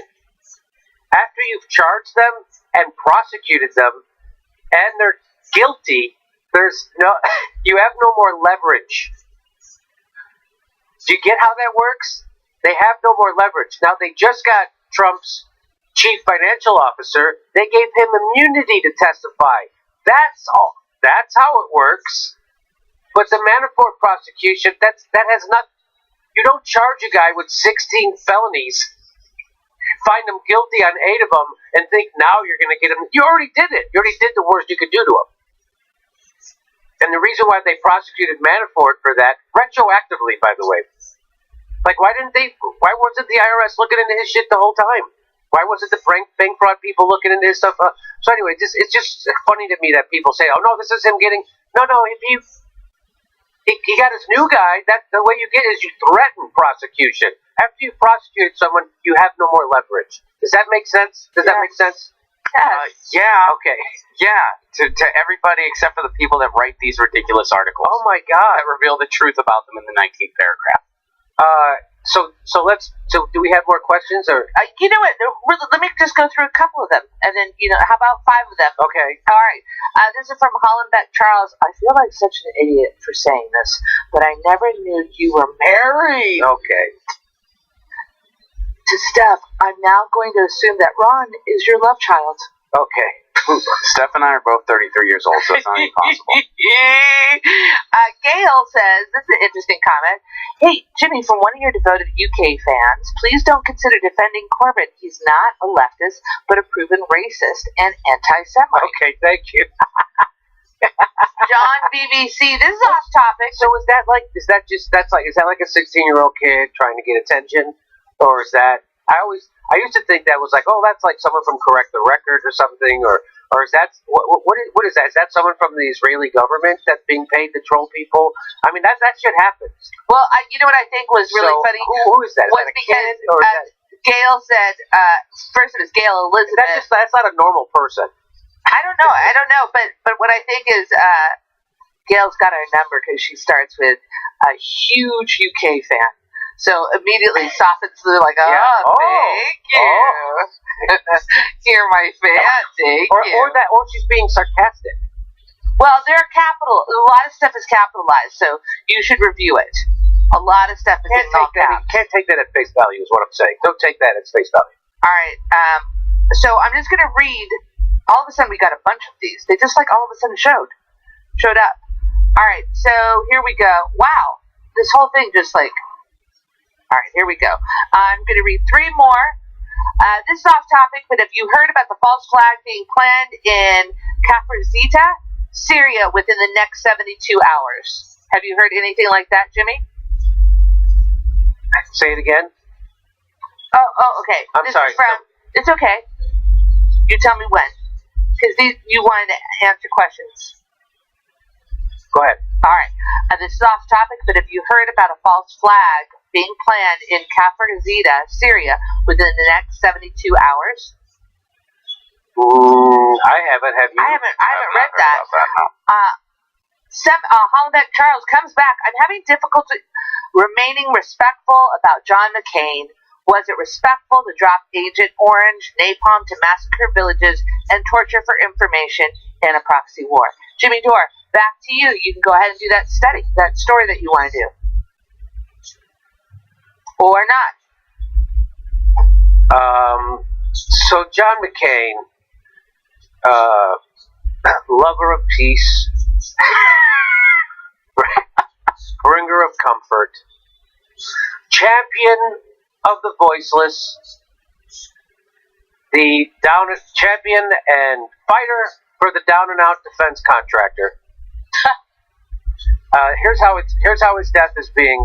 This is the headline from HuffPo. One of a kind. Washington remembers a legend. So I'll start off. I should probably save this. This is probably the closer, but I'm just going to start with it. This is what John Lewis said. Here's what John Lewis. You know John Lewis, civil rights fighter, who has said some crazy stuff recently. Also stabbed Bernie in the back. Remember that? That was it, right? Yeah. Okay. So he says Senator John McCain was a warrior for peace. What? Even Bill Nye said that's just bullshit. Did he really? No. I'm like, nice, Bill. The way I handled it was breaking. Representative John Lewis caught plagiarizing The Onion. The guy was So John Lewis, you can say, hey, John was a colleague of mine, and I always admired his honesty and his ability to buck the system when he did. Because there were times he was a maverick, but overall, no, he's a status quo conservative, warmongering, bloodthirsty maniac. In fact, this is from The Nation. These are the countries where McCain has called for U.S. military intervention. That one, all these, right? All that. Oh, Iran, Syria, and here's the redder it is.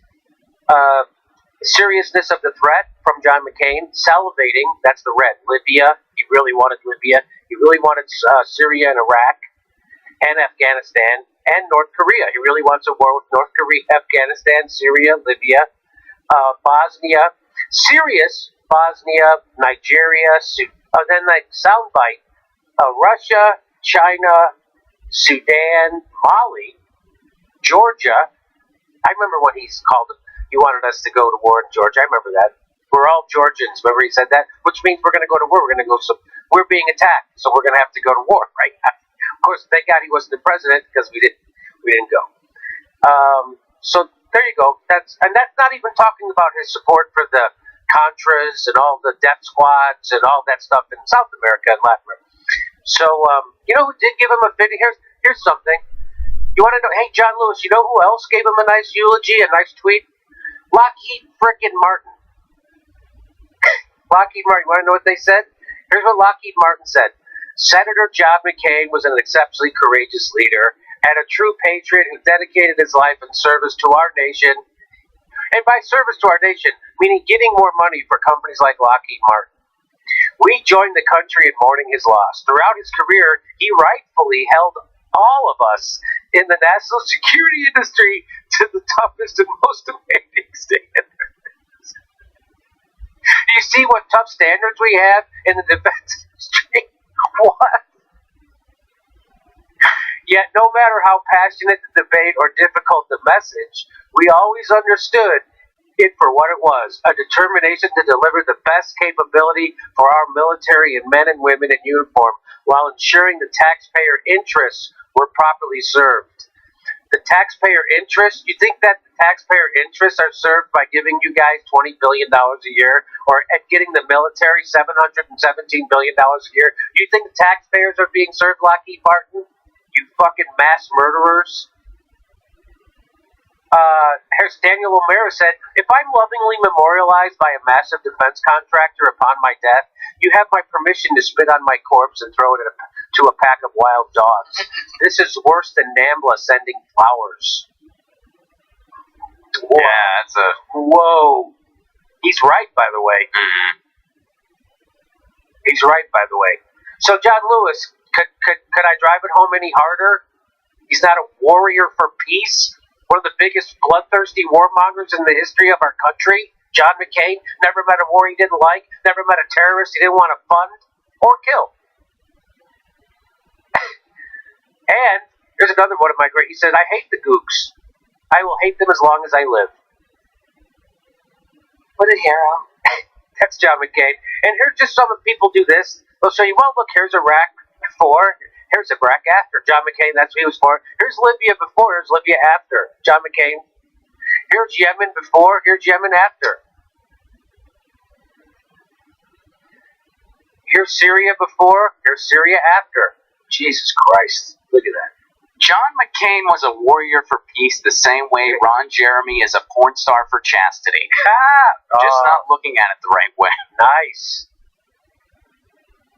In 1973, Representative Lewis, Paul Gottinger wants you to know that in 1973, John McCain spoke out to save the Senate funding for Nixon's secret carpet bombing of Cambodia, which killed 500,000 people. Remember how it works in social media? Advocate for killing millions of people, no problem. Advocate for killing one specific person, you've crossed the line. So here it is from Rolling Stone magazine. McCain was eager to make up for lost time, and the times were favorable to a high-profile veteran willing to speak out in favor of the war. With the Senate moving to cut off funds for the Nixon administration's illegal bombing of Cambodia, the president needed all the help he could get. 2 months after his release, John McCain related his harrowing story of survival in a 13-page narrative in U.S. News and World Report, at the end of which he launched into an energetic defense of Nixon's discredited foreign policy. I admire President Nixon's courage, McCain wrote. It is difficult for me to understand why people are still criticizing his foreign policy, for example, the bombing in Cambodia. That's who John McCain is. A guy who cheers on and shames people who are questioning Nixon's illegal murdering of 500,000 Cambodians. That's what, 500,000. Again, kill 500,000, you're a patriot. Kill one person, you're a maniac. Isn't that weird? Why? Because that helps the military-industrial complex, that kind of thinking. That's who John McCain is, Representative Lewis, and Representative Lewis knows this. Just so you know what he did in Vietnam. Over 200 nights in 1973 alone, 257,456 tons of explosives fell in secret carpet bombing sweeps, half as many as were dropped on Japan during the Second World War. The pilots flew at such great heights, they were incapable of discriminating between a Cambodian village and their targets, North Vietnamese supply lines, nicknamed the Ho Chi Minh Trail. The bombs were of such massive tonnage, they blew out eardrums of anyone standing within 1 kilometer radius. War correspondent James Pringle, who was 2 kilometers away from a B-52 strike near Cambodia's border. It felt like the world was coming to an end, he recalls. According to one genocide researcher, up to 500,000 Cambodians were killed, many of them children. That's what John McCain was cheering on. The bombing and murdering of children. That's what that is. That's what happens. That's why you should all be anti-war. You want some more evidence, Representative John Lewis, that what you said was complete bullshit? Here he is being asked about Tehran. This is right after the Iraq War started. Here he is talking. Here we go. I guess my question is, how many times do we have to prove that these people... I guess my question is, how many times do we have to prove that these people are blowing up people now? Never mind if they get a nuclear weapon. When do we send them an airmail message to Tehran?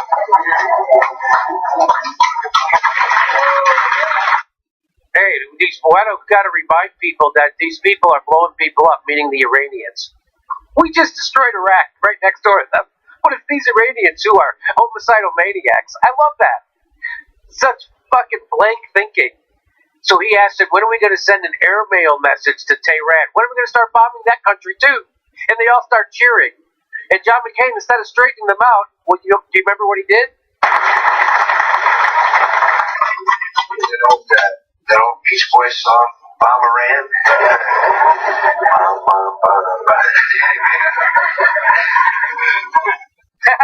And anyway, bomb, Iran.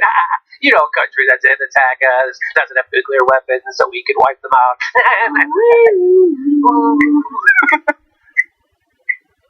That's who John McCain is, Representative Lewis.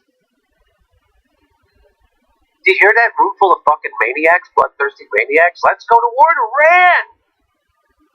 Let's kill some people we don't know in Iran. Let's cheer that on. Because they're in another country. You couldn't cheer on killing people you didn't like in your own country. You couldn't cheer that on. But you could cheer on killing people you don't like in another country who you don't even know. Isn't that weird? Well, you know, this whole thing, I kind of took the day off of social media yesterday because I had a day trip or whatever, so I didn't see a lot of it until later. And I understand the whole sentiment of let's not speak ill of the dead and stuff like that, and that's fine. But you know what that doesn't mean? That doesn't mean you have to pretend they were something they weren't. That doesn't mean you have to celebrate them or make bogus claims like they were a warrior for peace when that is just totally not accurate at all. You know what? I think President Bush, though, was a warrior for peace. Yeah, I think so. He was a good man. Right? He was really good. He was a good man who just got it wrong. So let's remember the stupid tweet that started this. Senator John McCain was a warrior for peace. He will be deeply missed by people around the world. Even the people he advocated for killing all around the world. All around the world. Like, as God, that's such a... he couldn't... By the way, here's a John McCain tweet. Gaddafi's on his way out. Bashar al-Assad is next. This is the kind of bloodthirsty maniac he is. Let's go killing leaders of countries. Let's go kill them. And by the way, Bashar al-Assad is fucking laughing right now. Guess he outlived you. And John Lewis, if you don't remember, let me remind you, you fucking hate John McCain. You think he's a race baiter. You think he's horrible. You know how I know this? Because the New York Times told me you did. This is Congressman rebukes McCain for his recent rallies. This was from October 11th, 2008.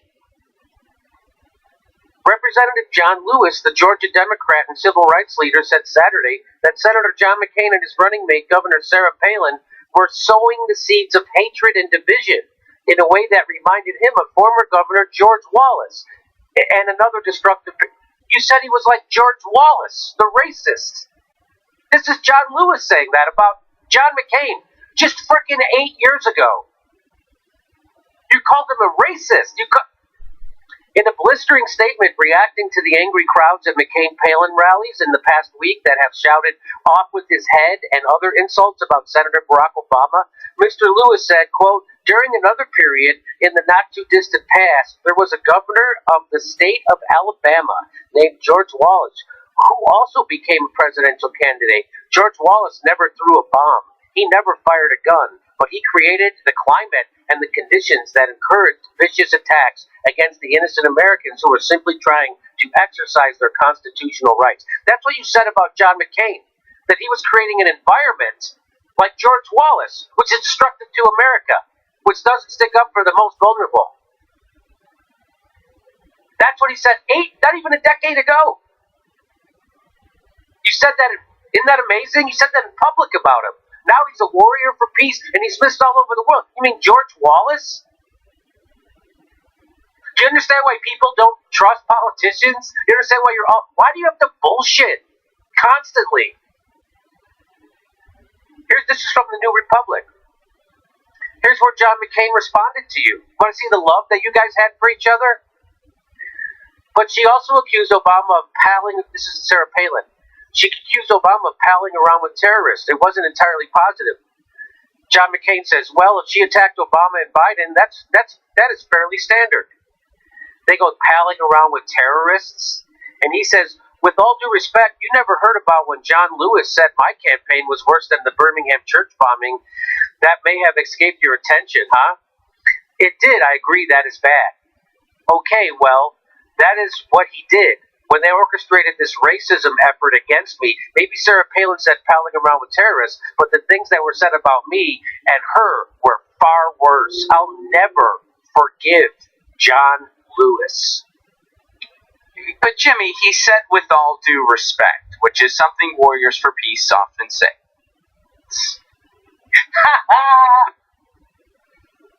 So I just want to show you again what Ron said. You don't have to say horrible things about him, John Lewis. You don't have to lie.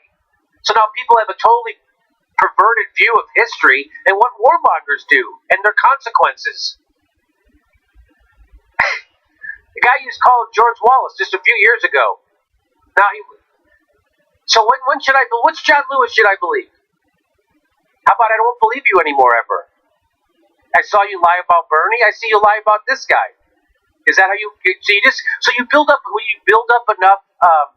Is it like a bank account? You build up enough integrity that you can just start lying at the end of it. I got a bunch built up. I can start lying at the end of my life. Just start lying crazy lies, public crazy lies. Well, you can also go to Debbie Wasserman Schultz and take out some lies on interest. At very high interest. Very high interest. Very high interest. Better be sure about those lies. She's a Debbie Wasserman Schultz, according to Representative John Lewis, that Debbie Wasserman Schultz is a warrior for low interest rates. She's a warrior for students. She's a warrior. She's a warrior for a single payer, and she's a warrior for a rational banking system. She's a warrior. Okay, so that's the John Lewis clip, Arnold, right there. All right. But there's more to John McCain. Here's this guy, Jeffrey Goldberg. I'm forgetting who he is already. I looked it up, but I forget. He says, a core lesson of the Holocaust for John McCain, quote, he said that in the post-Holocaust world, all civilized people and the governments of all civilized nations should be intolerant of leaders who commit verified acts of genocide.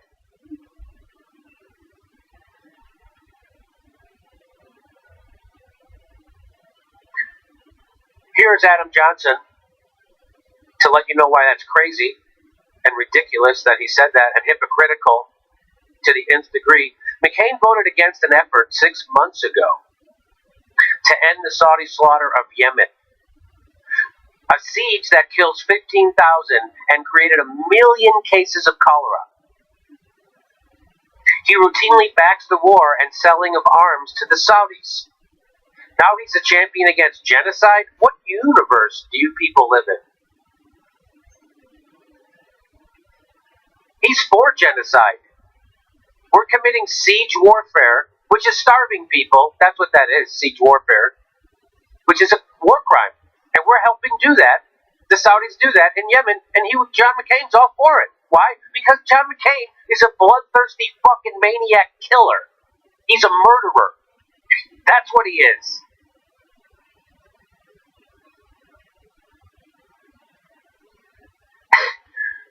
They're bombing fishing villages with cluster bombs.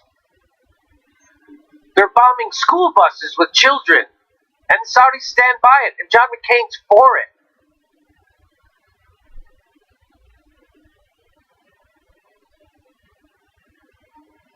Wait, it was like this. Like this.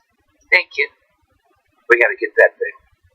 It was fully within McCain's talk about killer instinct. I'm going to kill that fly. It was fully within McCain's ability to end the Saudi destruction of Yemen earlier this year. He decided not to because the Saudis serve American regional interests. His concern for human rights was arbitrary and self-serving PR.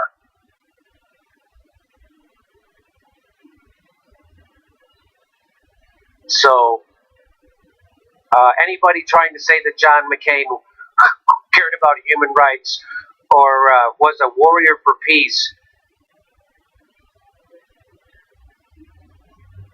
you know what? It's like, why are they so afraid to be exacting about this man's career? What is that? If we're celebrating war and we're in 8+ wars, why aren't they saying this guy loved every single war that we've ever been in? He's a big champion of war. That's why he's being honored by, was it Lockheed? Yeah, Lockheed Martin. Yeah, because he's always about the interests of Lockheed Martin and that industry, and that they call it an industry. National security industry makes me uncomfortable on so many levels. So if he's such a noble man, Why not just note specifically Right. what he did successfully? Tell me.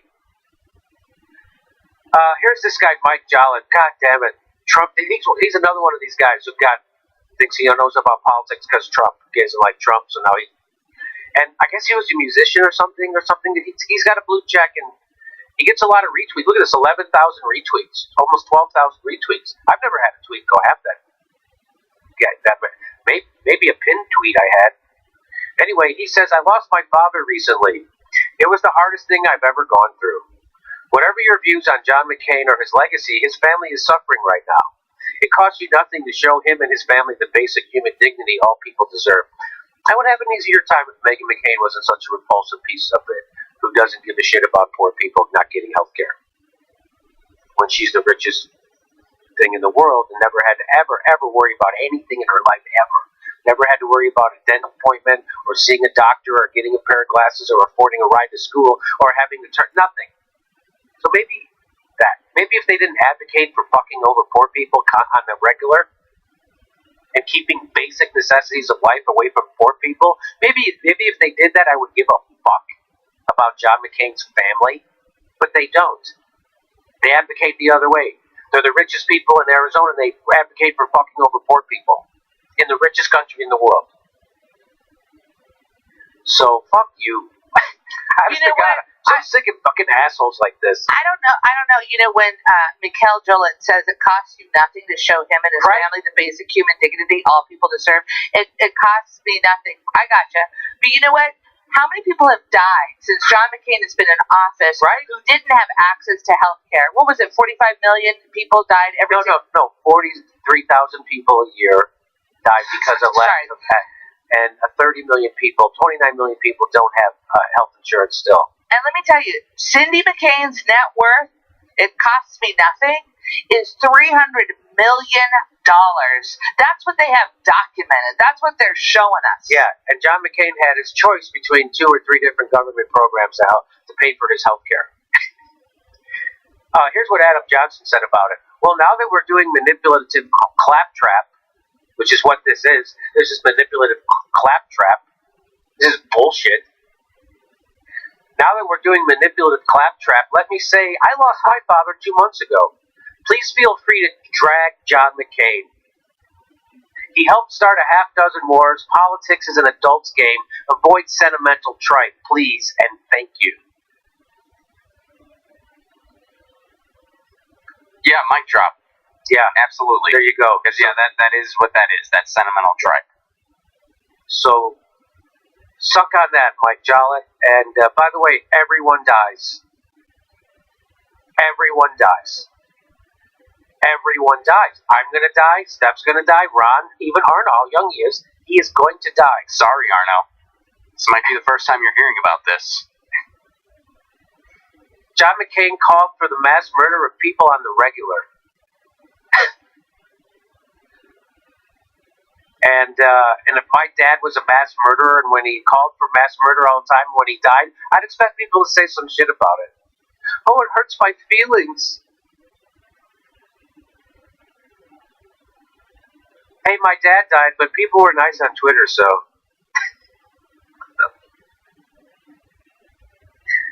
Maybe they could take the $300 million the McCain family to buy earplugs and blackout eyeglasses so they don't have to read any mean things about their warmongering, bloodthirsty maniac of a fucking jagoff dad.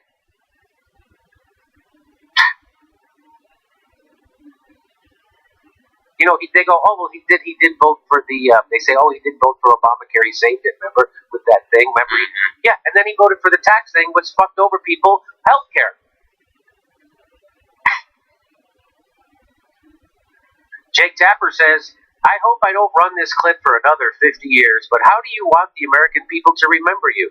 So this is the Jake Tapper, this video clip says, I am able to celebrate a wonderful life. Senator John McCain told me almost a year ago, and then there's a video. And he says, I hope I don't run this clip for another 50 years. But how do you want the American people to remember you? McCain, he served his country, and not always right, made a lot of mistakes, made a lot of errors, but served his country. And I hope we could add honorably.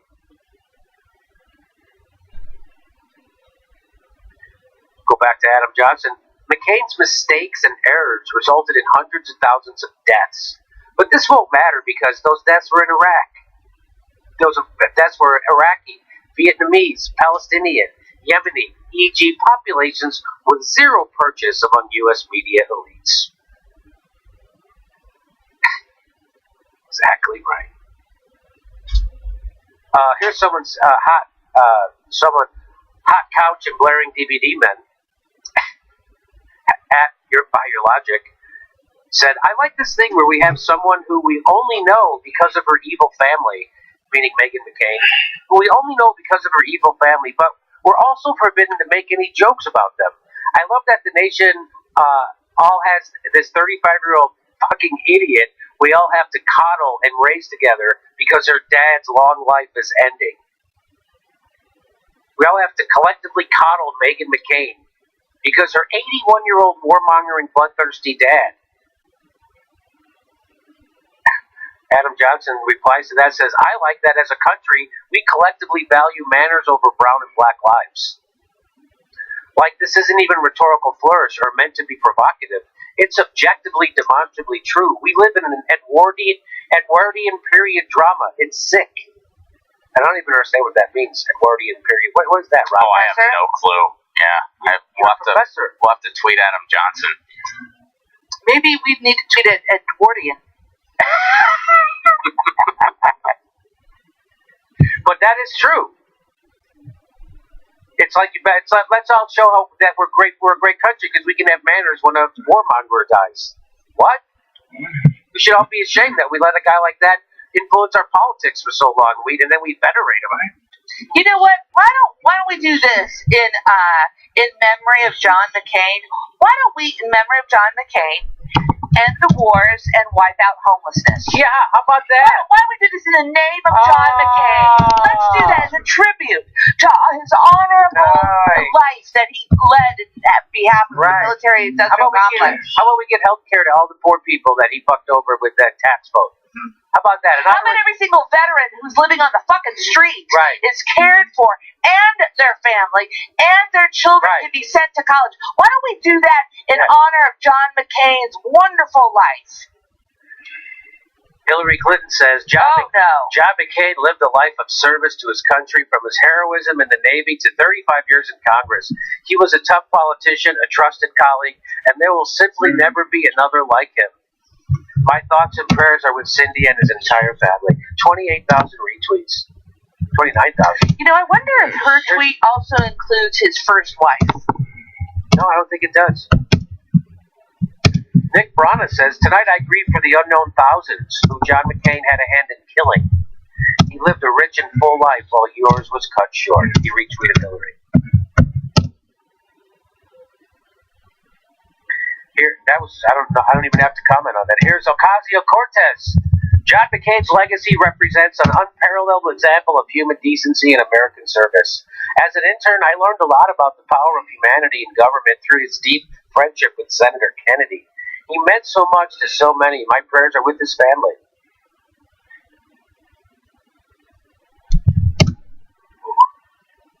What do you think about that?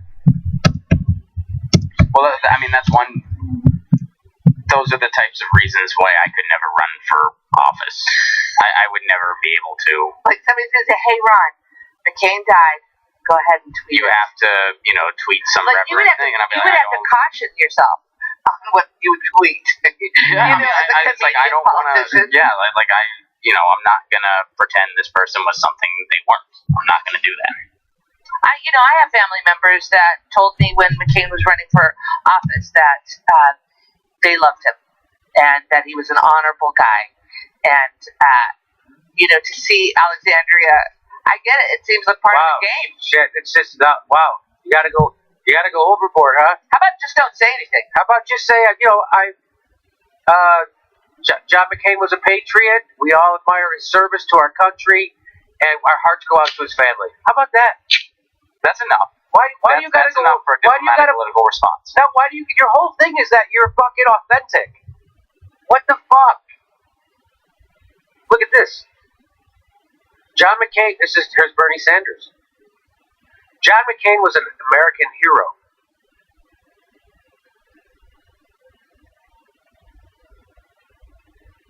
friend of mine.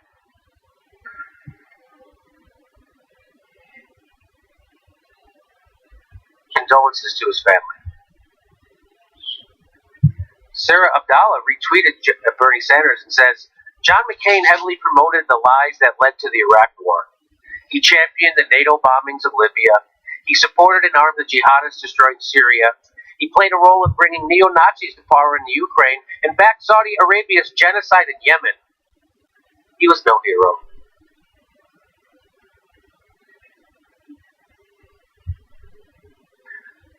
This guy, the PO'd pacifist, what a great handle that is, the PO'd pacifist, I like that. He says John McCain was a war criminal, not an American hero. The way progressives and liberals are praising a man who brought death and destruction throughout the world to countless innocent people is a nauseating spectacle to observe. And then under that, this guy says, you know, dude, there are pills that can suppress your inner rage. Talk to your healthcare provider about it. Seriously, having this much anger is not good for you. 162 likes. To this, to that, to this, to the PO pacifist. Yeah, sedate yourself.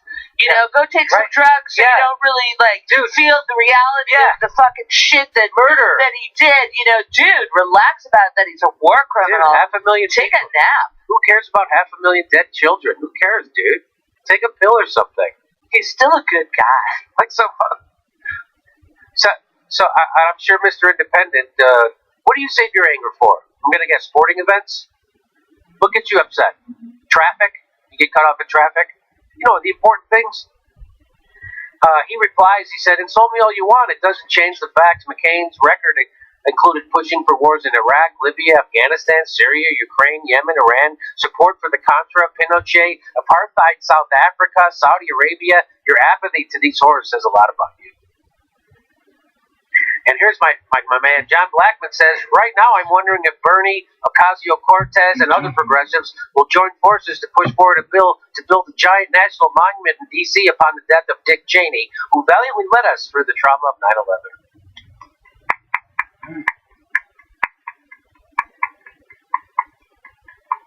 Well said. Maybe we should use this time to highlight people how horrible war is and how we should end the wars. Maybe tweet that. This is a reminder how we should end the wars.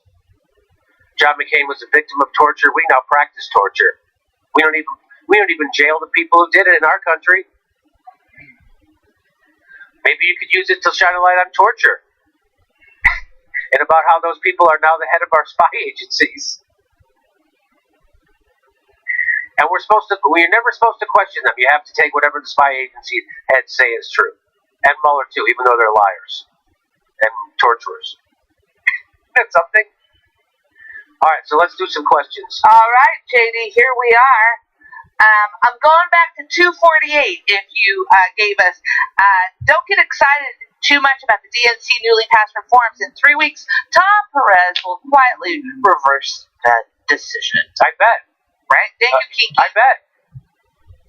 The last contested convention was the 1976 Republican Convention. The last Democratic Convention that went to the second ballot was the 1952 Democratic Convention. Thank you, Robert Reyes. Big Illafoto, Donna Brazil's tweet, quote, but we still have seats at the table. We are still in the room and very much capable of setting the menu, end quote. You are correct. They probably sent that when we were still looking for it. Yeah, drove me crazy. This is from Frank. Hope you enjoyed your vacation. I've read in local North California paper, homeowners close to the brush can't renew insurance policies because of wildfires. When do disaster capitalists swoop in? Yes, right? You are, wow, Frank. That's disturbing. Cyclidion. Anyone hear about the national prison strike? Yes. Jimmy. Yeah, we're going to cover it tomorrow. From August 21st to September 29th. Hold on just 1 second. Oh, I was just going to finish what you said. August 21st to September 9th, inmates in 17 states are demanding an end to prison slave labor, more money for rehabilitation programs, and an end to racist treatment, and more. Very few are covering it. You are correct, Jimmy. that you wanted to cover. So You were going to add we something. covered it on the Jimmy Dore show. That's on YouTube TV. But we're going to cover it This week. Tomorrow, probably on this show. That's on this regular YouTube. YouTube TV is like their new cable channel or what have you, and our show is on there. We're on twice a week, and then Aggressive Progressive is also on twice a week. So 4 days a week, the Jimmy Dore show is on the TYT YouTube skinny bundle thing, and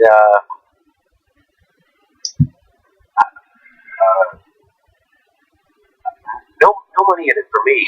I don't know who's making money, but it isn't on this show. I'll tell you that. I don't even have that app yet. Do you have it? Does anybody have the YouTube TV app?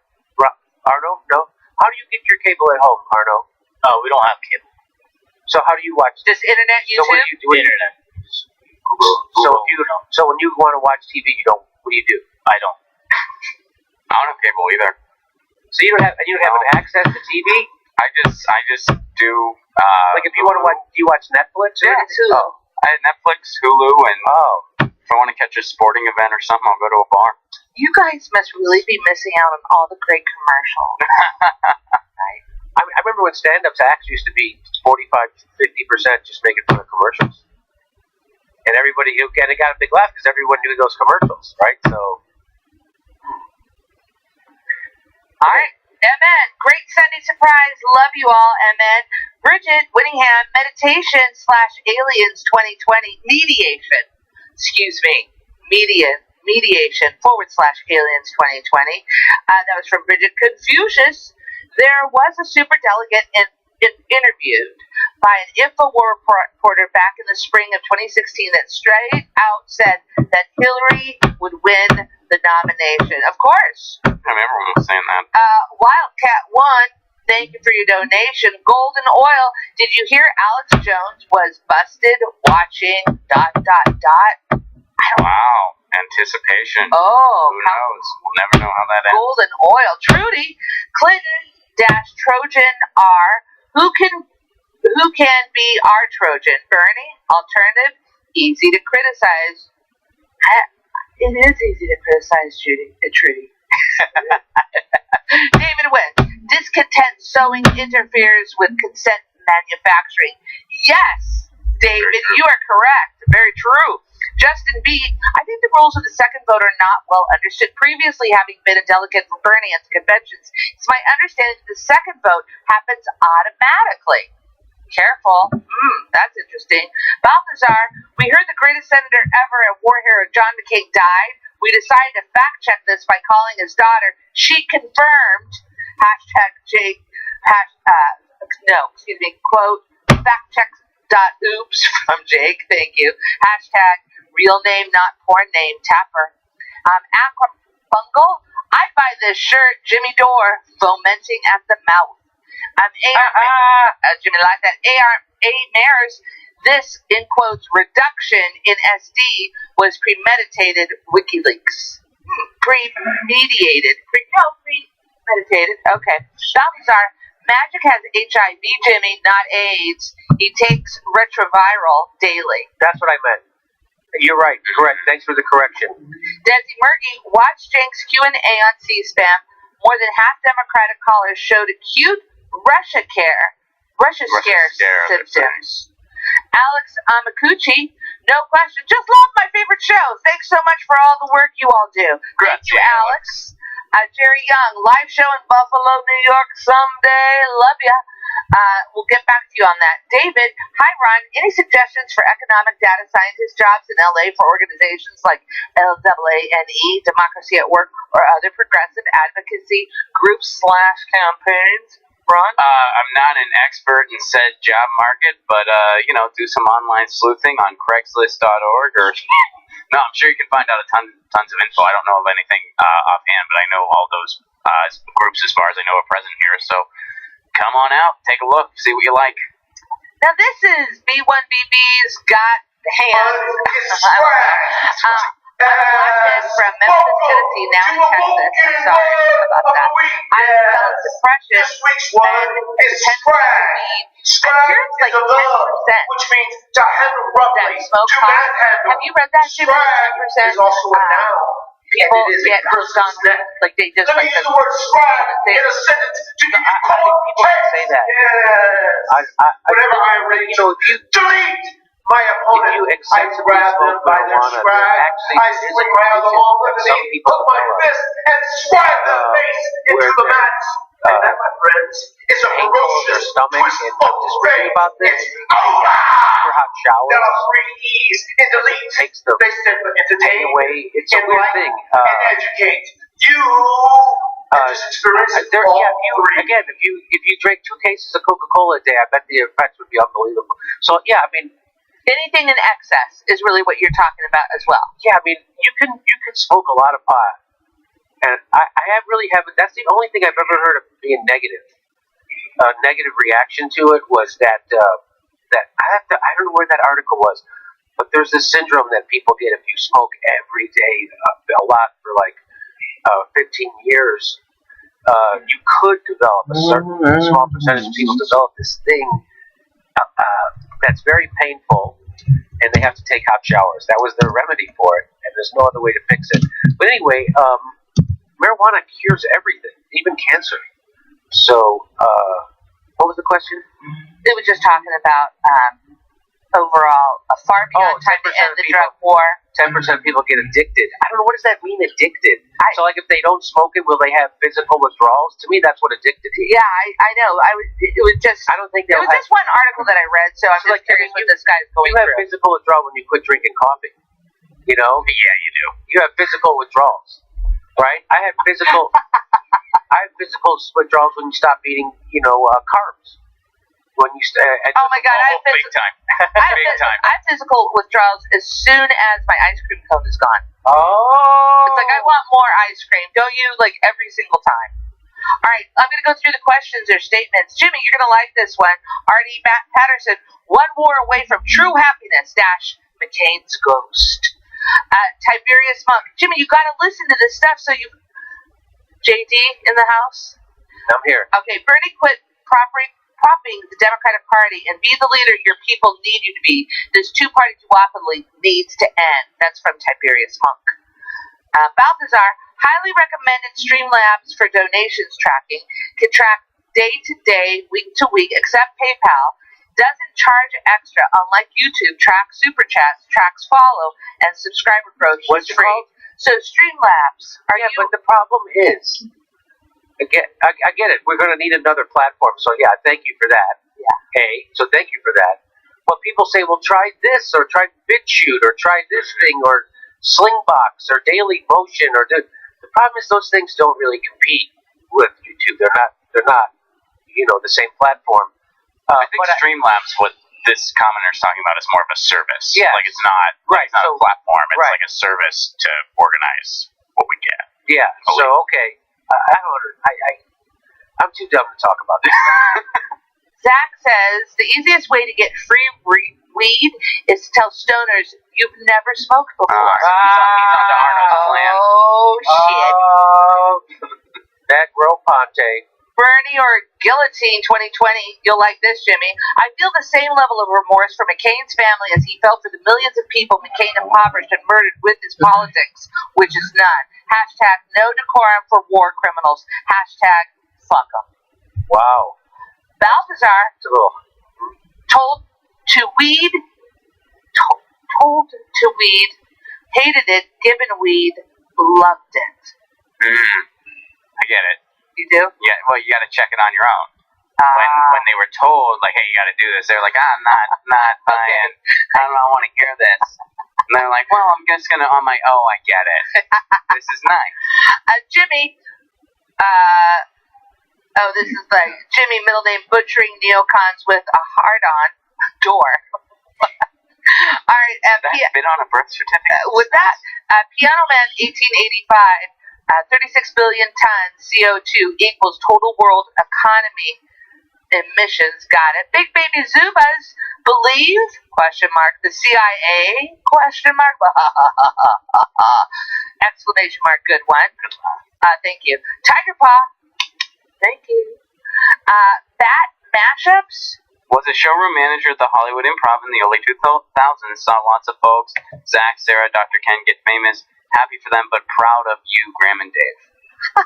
So you got some of the early improv days. That's bat mashups. Thank you. Well, as far as I'm concerned, the only reason you want to become famous as a performer is so you can sell tickets, and then you can go perform to your audience, so you don't have to spend your time trying to win people over or convince them you're funny. So you can just get right into it, you know. So there's a different kind of show that I do in front of my own audience than I do in front of another audience.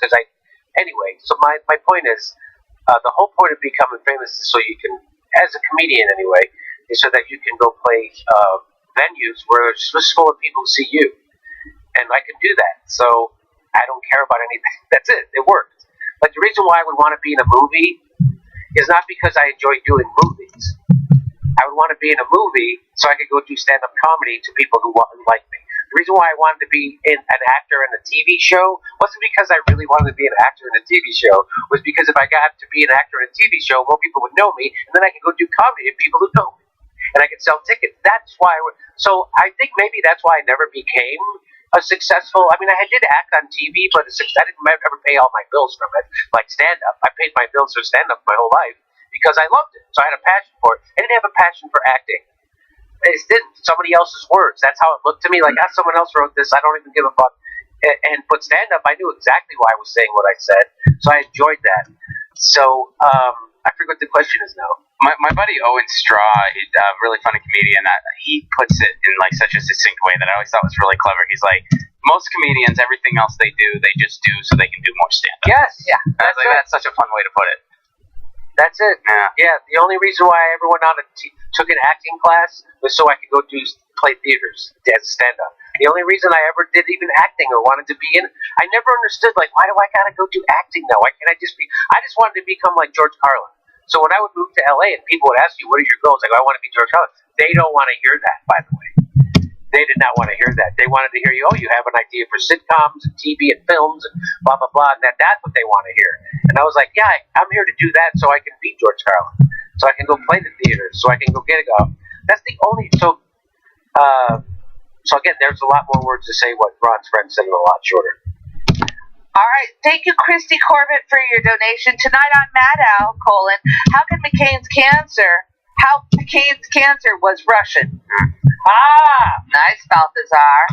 Imad Arandi runs for president of the United States, Trump style, profanity and all. Obama is a war criminal. Check is a whore, etc. I'll donate my car to your campaign plans. Full-time work. We live in a cartoon. Take every chance. Thank you, Imad. Rat Resistance, Jimmy. Please do a show in Bergen, Norway. Come on. Oh, really? That's really pretty. Yes.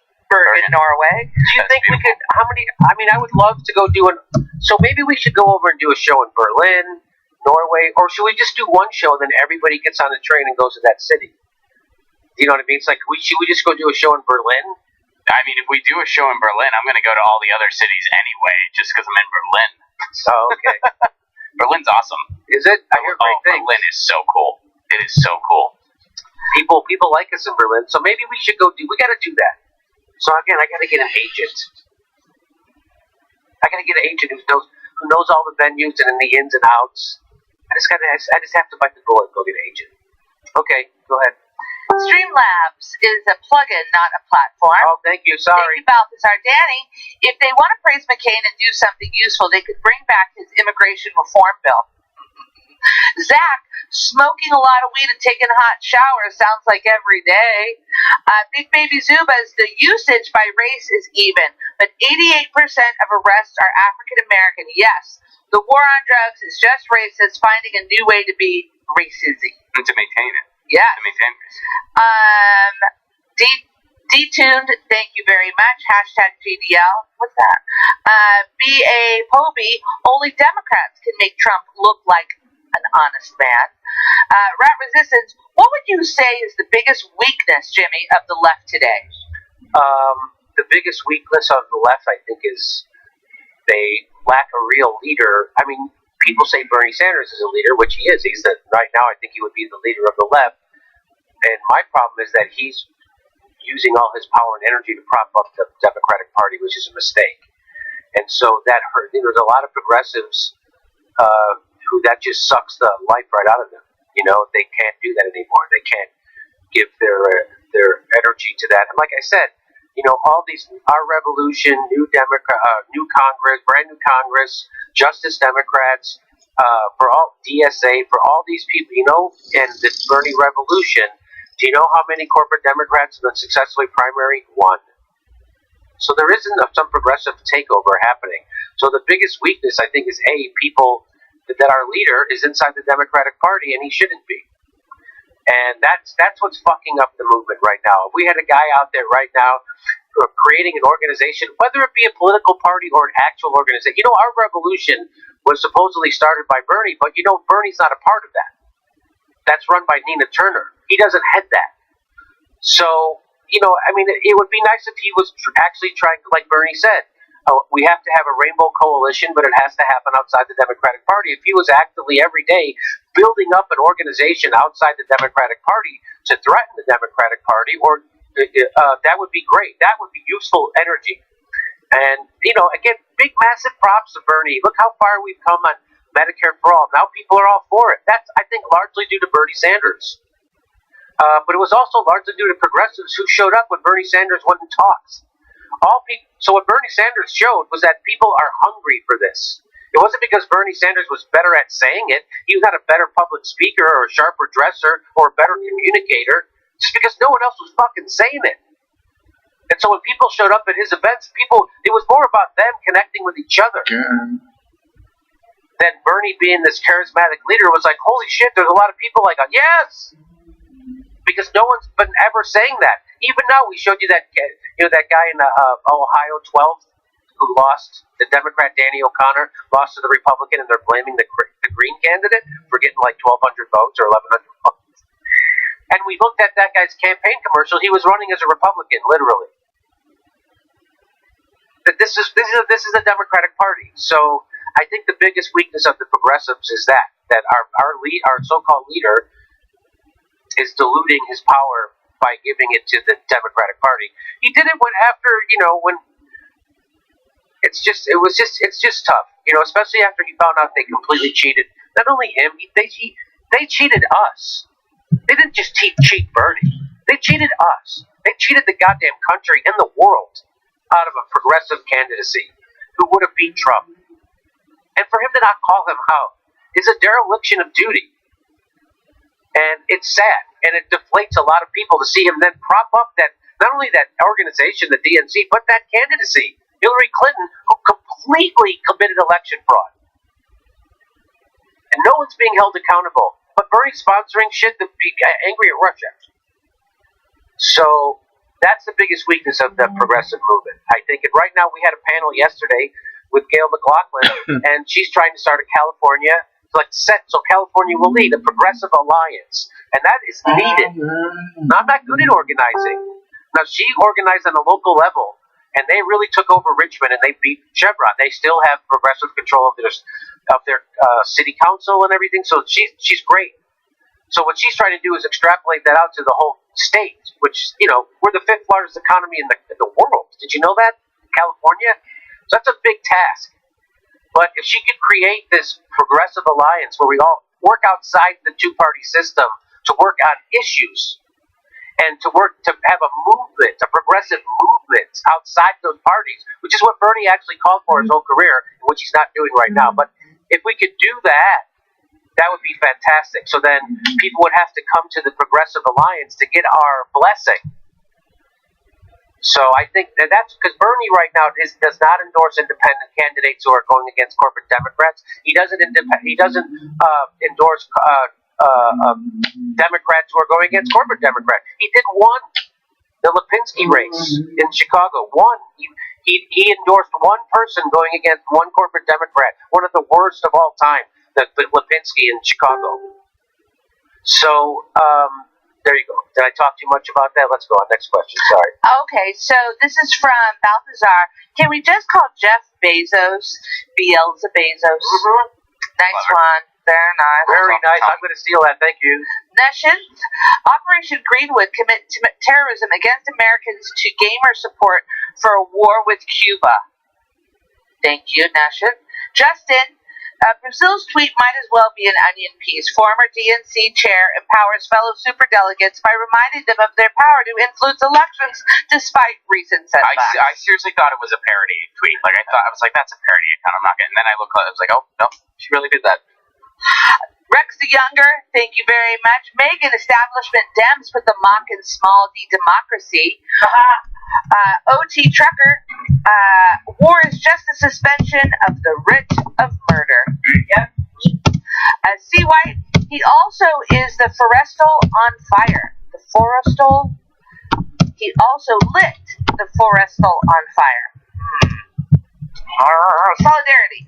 I find it odd that liberals are celebrating the new movie Crazy Rich Asians while at the same time fawning over a man who said he hates the gooks. Do they even see the disconnect? Probably not. Blah, blah, blah, Tuesday. Thank you very much. Mike Lewis, thank you very much. Reef, Freeland. What was the email, Ron? And don't worry, I can't roll for shit either. Also, Arno, give in to Jimmy's peer pressure and inhale the devil's lettuce. You can email the show at jimmy@jimmydorecomedy.com. All right, blah, blah, Tuesday. What's up, Matt? I like this guy. The truth lady, signal was fine until you said McCain. Lance Fallen, how do we pay for things? The same way we pay for tax cuts and military spending. Hashtag learn MMT. Hashtag insist. Oh, I like it. I like that. Charles, welcome back. I love that you're calling out all of these people for John McCain apology. Please also call out Ocasio's disgusting ball-licking apology towards him. I think that was highlighted. Thank you, B.A. Povey. Thank you, Zach. I hope we all plan on keeping the same energy when Hillary Clinton dies. Oh, yeah. And now, CJ, if mainstream media cared about honoring those who protect us, why no daily outrage on the NRA and the core poisoning Flint water who hurt kids? Not an attack on us? Question mark. Thank you, CJ. Akram Bungle, remember also that name of the next year's defense spending bill, H.R. 5515, John McCain National Defense Authorization Act for fiscal year 2019. This should remind us what he was really about. You are so right, Akram Bungle. Masala, what do you think of, I don't know if you know this, Jimmy, but this question is about Jake's assertion that Trump will be out by midterms. Do you have a position on that? I don't see how that's going to happen. By midterm, by this November? It just said midterms. You know, I mean, anything's possible. I mean, they could, hey, they found a picture of him shooting a guy in the head. You know, which is ironic because he's ordered people to shoot guys in the head over in Yemen. Anyway, so anything's possible, but it doesn't seem likely. It doesn't seem likely that he'll be impeached. What would you say is the? Oh, we did that. Only Democrats should make. Okay, good. Let me see. I think I got these. Yeah, I think we're. Let me go down to the very bottom. There we go. Do you post your sources anywhere? I want to be able to have these things on file. Well, if you watch our videos, Nick, usually at the end of each any kind of screenshot that says what Jimmy's reading, we usually say the source right there. So every source that Jimmy utilizes is always featured on the screen. FYI. This is from Knowledge Share. I'm pissed off with you, Jimmy. You're still giving that fraud Cortez an easy time. Her praise of the psycho piece of garbage McCain warrants her total rejection. You know what? I hear what you're saying, Knowledge Share. I just have to say that we have to find common ground. We have to bring people together. If it's so black and white and we're cutting people out, I don't know how many friends we're going to have around. Let's bring them. Let's bring her in. I just spent the entire Russian economy on this. Thank you, Tony Montana. Bernie is done. Reed Hedges, quote, cult of personality. That was Imad. Bernie is my man. That's Tony Montana.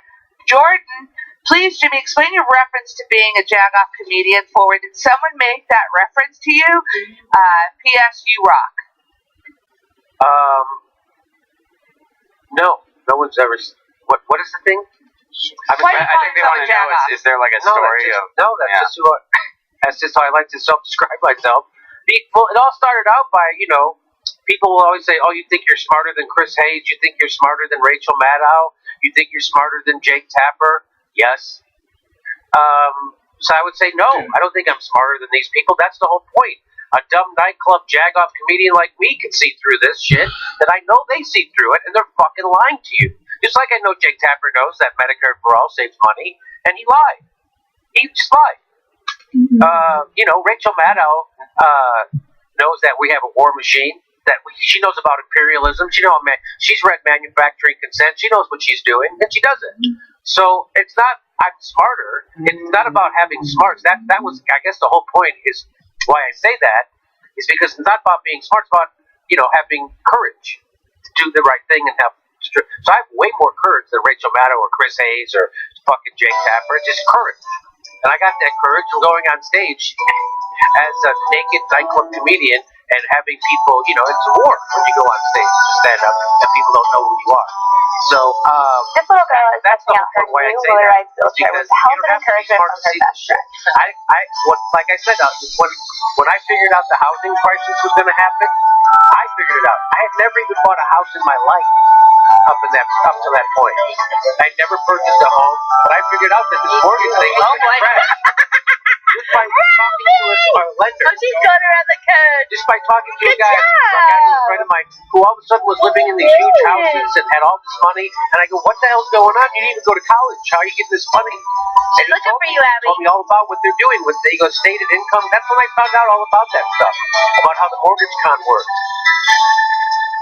And I was like, oh my God. And then so when he explained it to me, and I'm like, well, if I know this, me, a dumb nightclub jagoff comedian, and my friend who didn't even go to college, and he knows it, and he's making all this money off it, if we know it, they know it.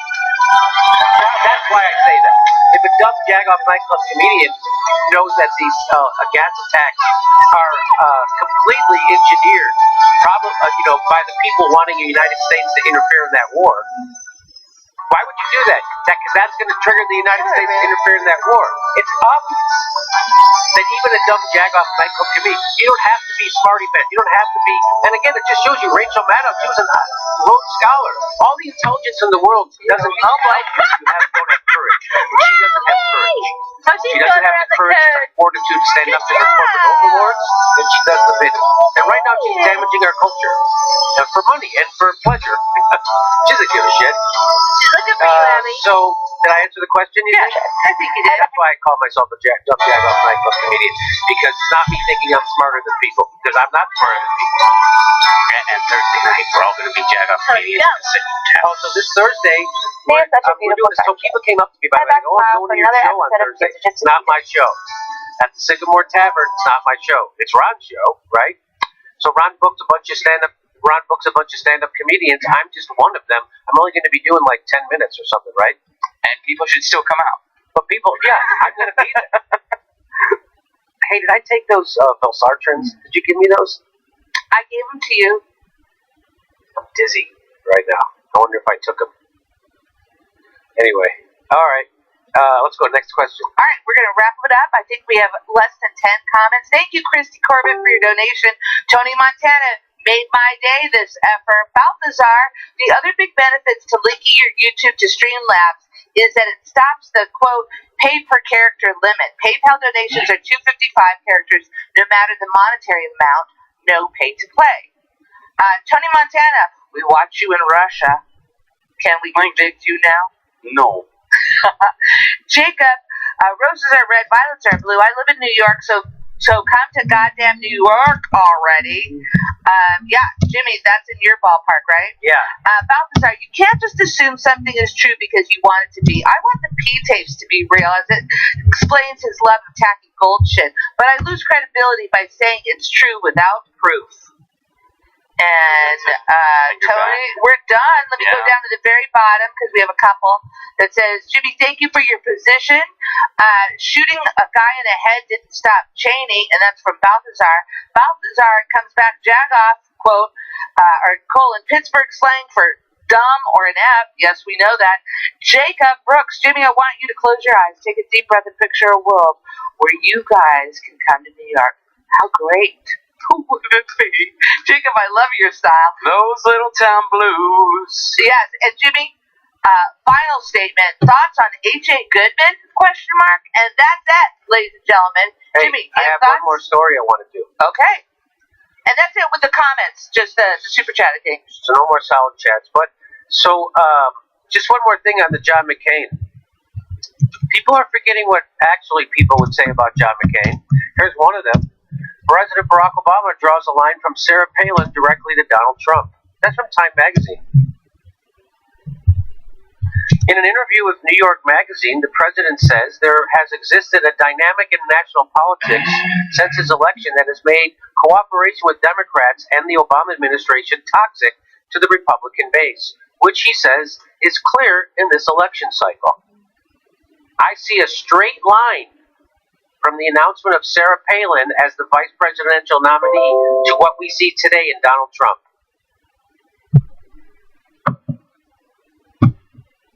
Do you know who said that? Barack Obama said that. He draws a straight line from Sarah Palin, who was foisted on our country and culture by John McCain, to Donald Trump. So maybe all you people out there giving a tongue bath to John McCain on his death, maybe you want to think about that. Maybe apologize to me too while you're at it. Because I'm sure the same people tongue bathing John McCain are the same people who say, you're responsible for the Supreme Court, Jimmy. Boy, if the Supreme Court hangs on a nightclub jagoff comedian in his garage, you guys got a lot more trouble. Anyway, there it is. I see a straight line from the announcement of Sarah Palin as vice president to what we see in Donald Trump. Also, the emergence of the Freedom Caucus, the Tea Party, and the shift in the center of the gravity for the Republican Party. He blames that on Sarah Palin, which came from John McCain. That's Barack Obama saying that.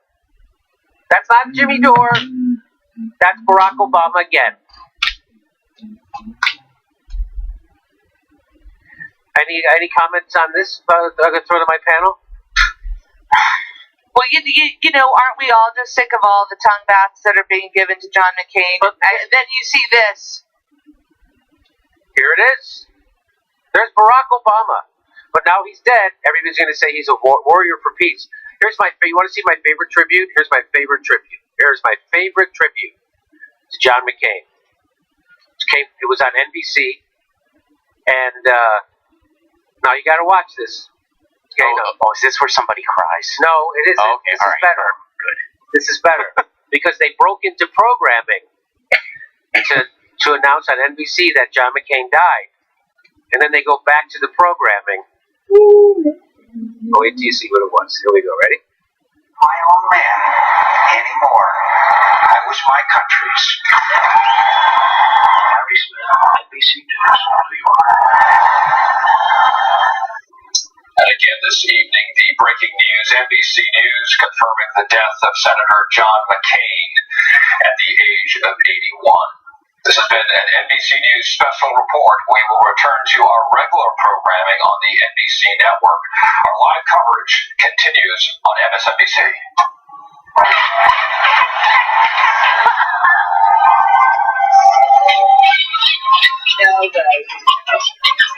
That guy's with punctures making dolphin noises on your stomach.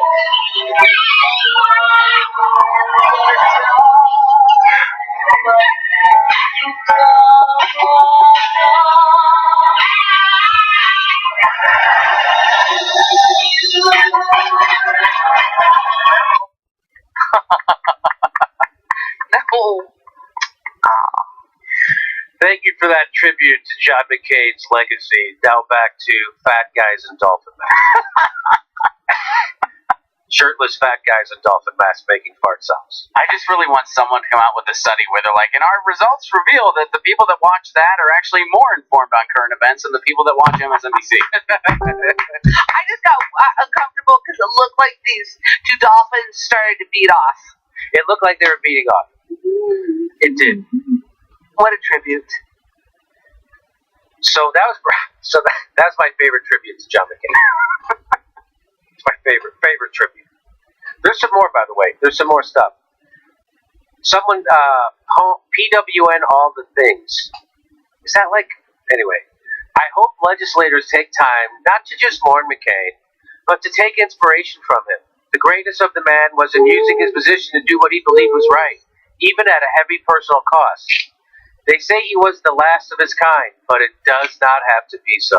Michael Tracy says his core animating belief was in deploying aggressive U.S. military power all over the world forever. This belief has caused moral bankruptcy at home and endless destruction abroad. No inspiration should be drawn from it unless you're a psychopath. Pretty good. Anna Navarro tweeted out, "You know, guys, the idea of Aretha Franklin and John McCain hanging out together in the freshman section of heaven kind of makes me smile." Why? Because she can grill him on MLK Day? Is that why it makes her smile? That's what Dave Anthony said. Dave got it. Do you think they'd be talking about his rejection of MLK National Holiday in 83, 87, 89, and 94? Here's my favorite. Underneath Anna Navarro, someone said, "I think of Teddy Kennedy. They're two to welcome them with open arms. McCain and Kennedy, two lions of the Senate, always ready to work together for America, even if they agreed to disagree. Those days are gone. Congress will never be the same without them. Hashtag RIP John McCain." So then someone named Rename Earth goes underneath that. "Imagine Ted Kennedy wrapping his arms around McCain. Ted whispers, 'John, welcome to heaven.' McCain looks in Ted's eyes as tears begin to well up. John leans into Ted's soft, supple lips and the two former lions of the Senate kiss.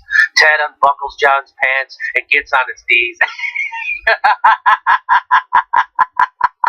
Wow. And then the next one is, "You are blocked." You are blocked. That was pretty funny. That was pretty funny. The two lions of the Senate embrace, their lips meet. He unbuckles his pants. I really like that. That made me laugh. And by the way, this got 200 likes. That's pretty good. Not a lot of people are going to retweet that, but they will like it. You only got 8 retweets to 200 likes. I don't want my family to see if I don't like this. It's pretty good. Yeah, that's funny. That 200 likes, only 8 retweets. That's funny. Okay, thanks for being our proud patrons. Thanks for making sure the show happens. Thanks for supporting us. And it looks like we might have to switch to a new platform soon, or whenever we do. Hey, they just took down someone's website. We just found that out. So now we have to move our stuff, our website, because net neutrality's gone. They can just block you if they feel like it, which is what they're doing. So we're looking for a server outside the United States for our website. That's how bad censorship has gotten in the United States. They're a private company. They can do whatever they want. Oh boy. Okay, thank you for being a patron. Thanks for supporting our show. October 12th, our next live Jimmy Dore show. And we'll see you. That's in Burbank, California. I'm doing a stand-up set Thursday at the Sycamore. And Free parking. Free parking in LA. Okay. We'll see you then. Bye.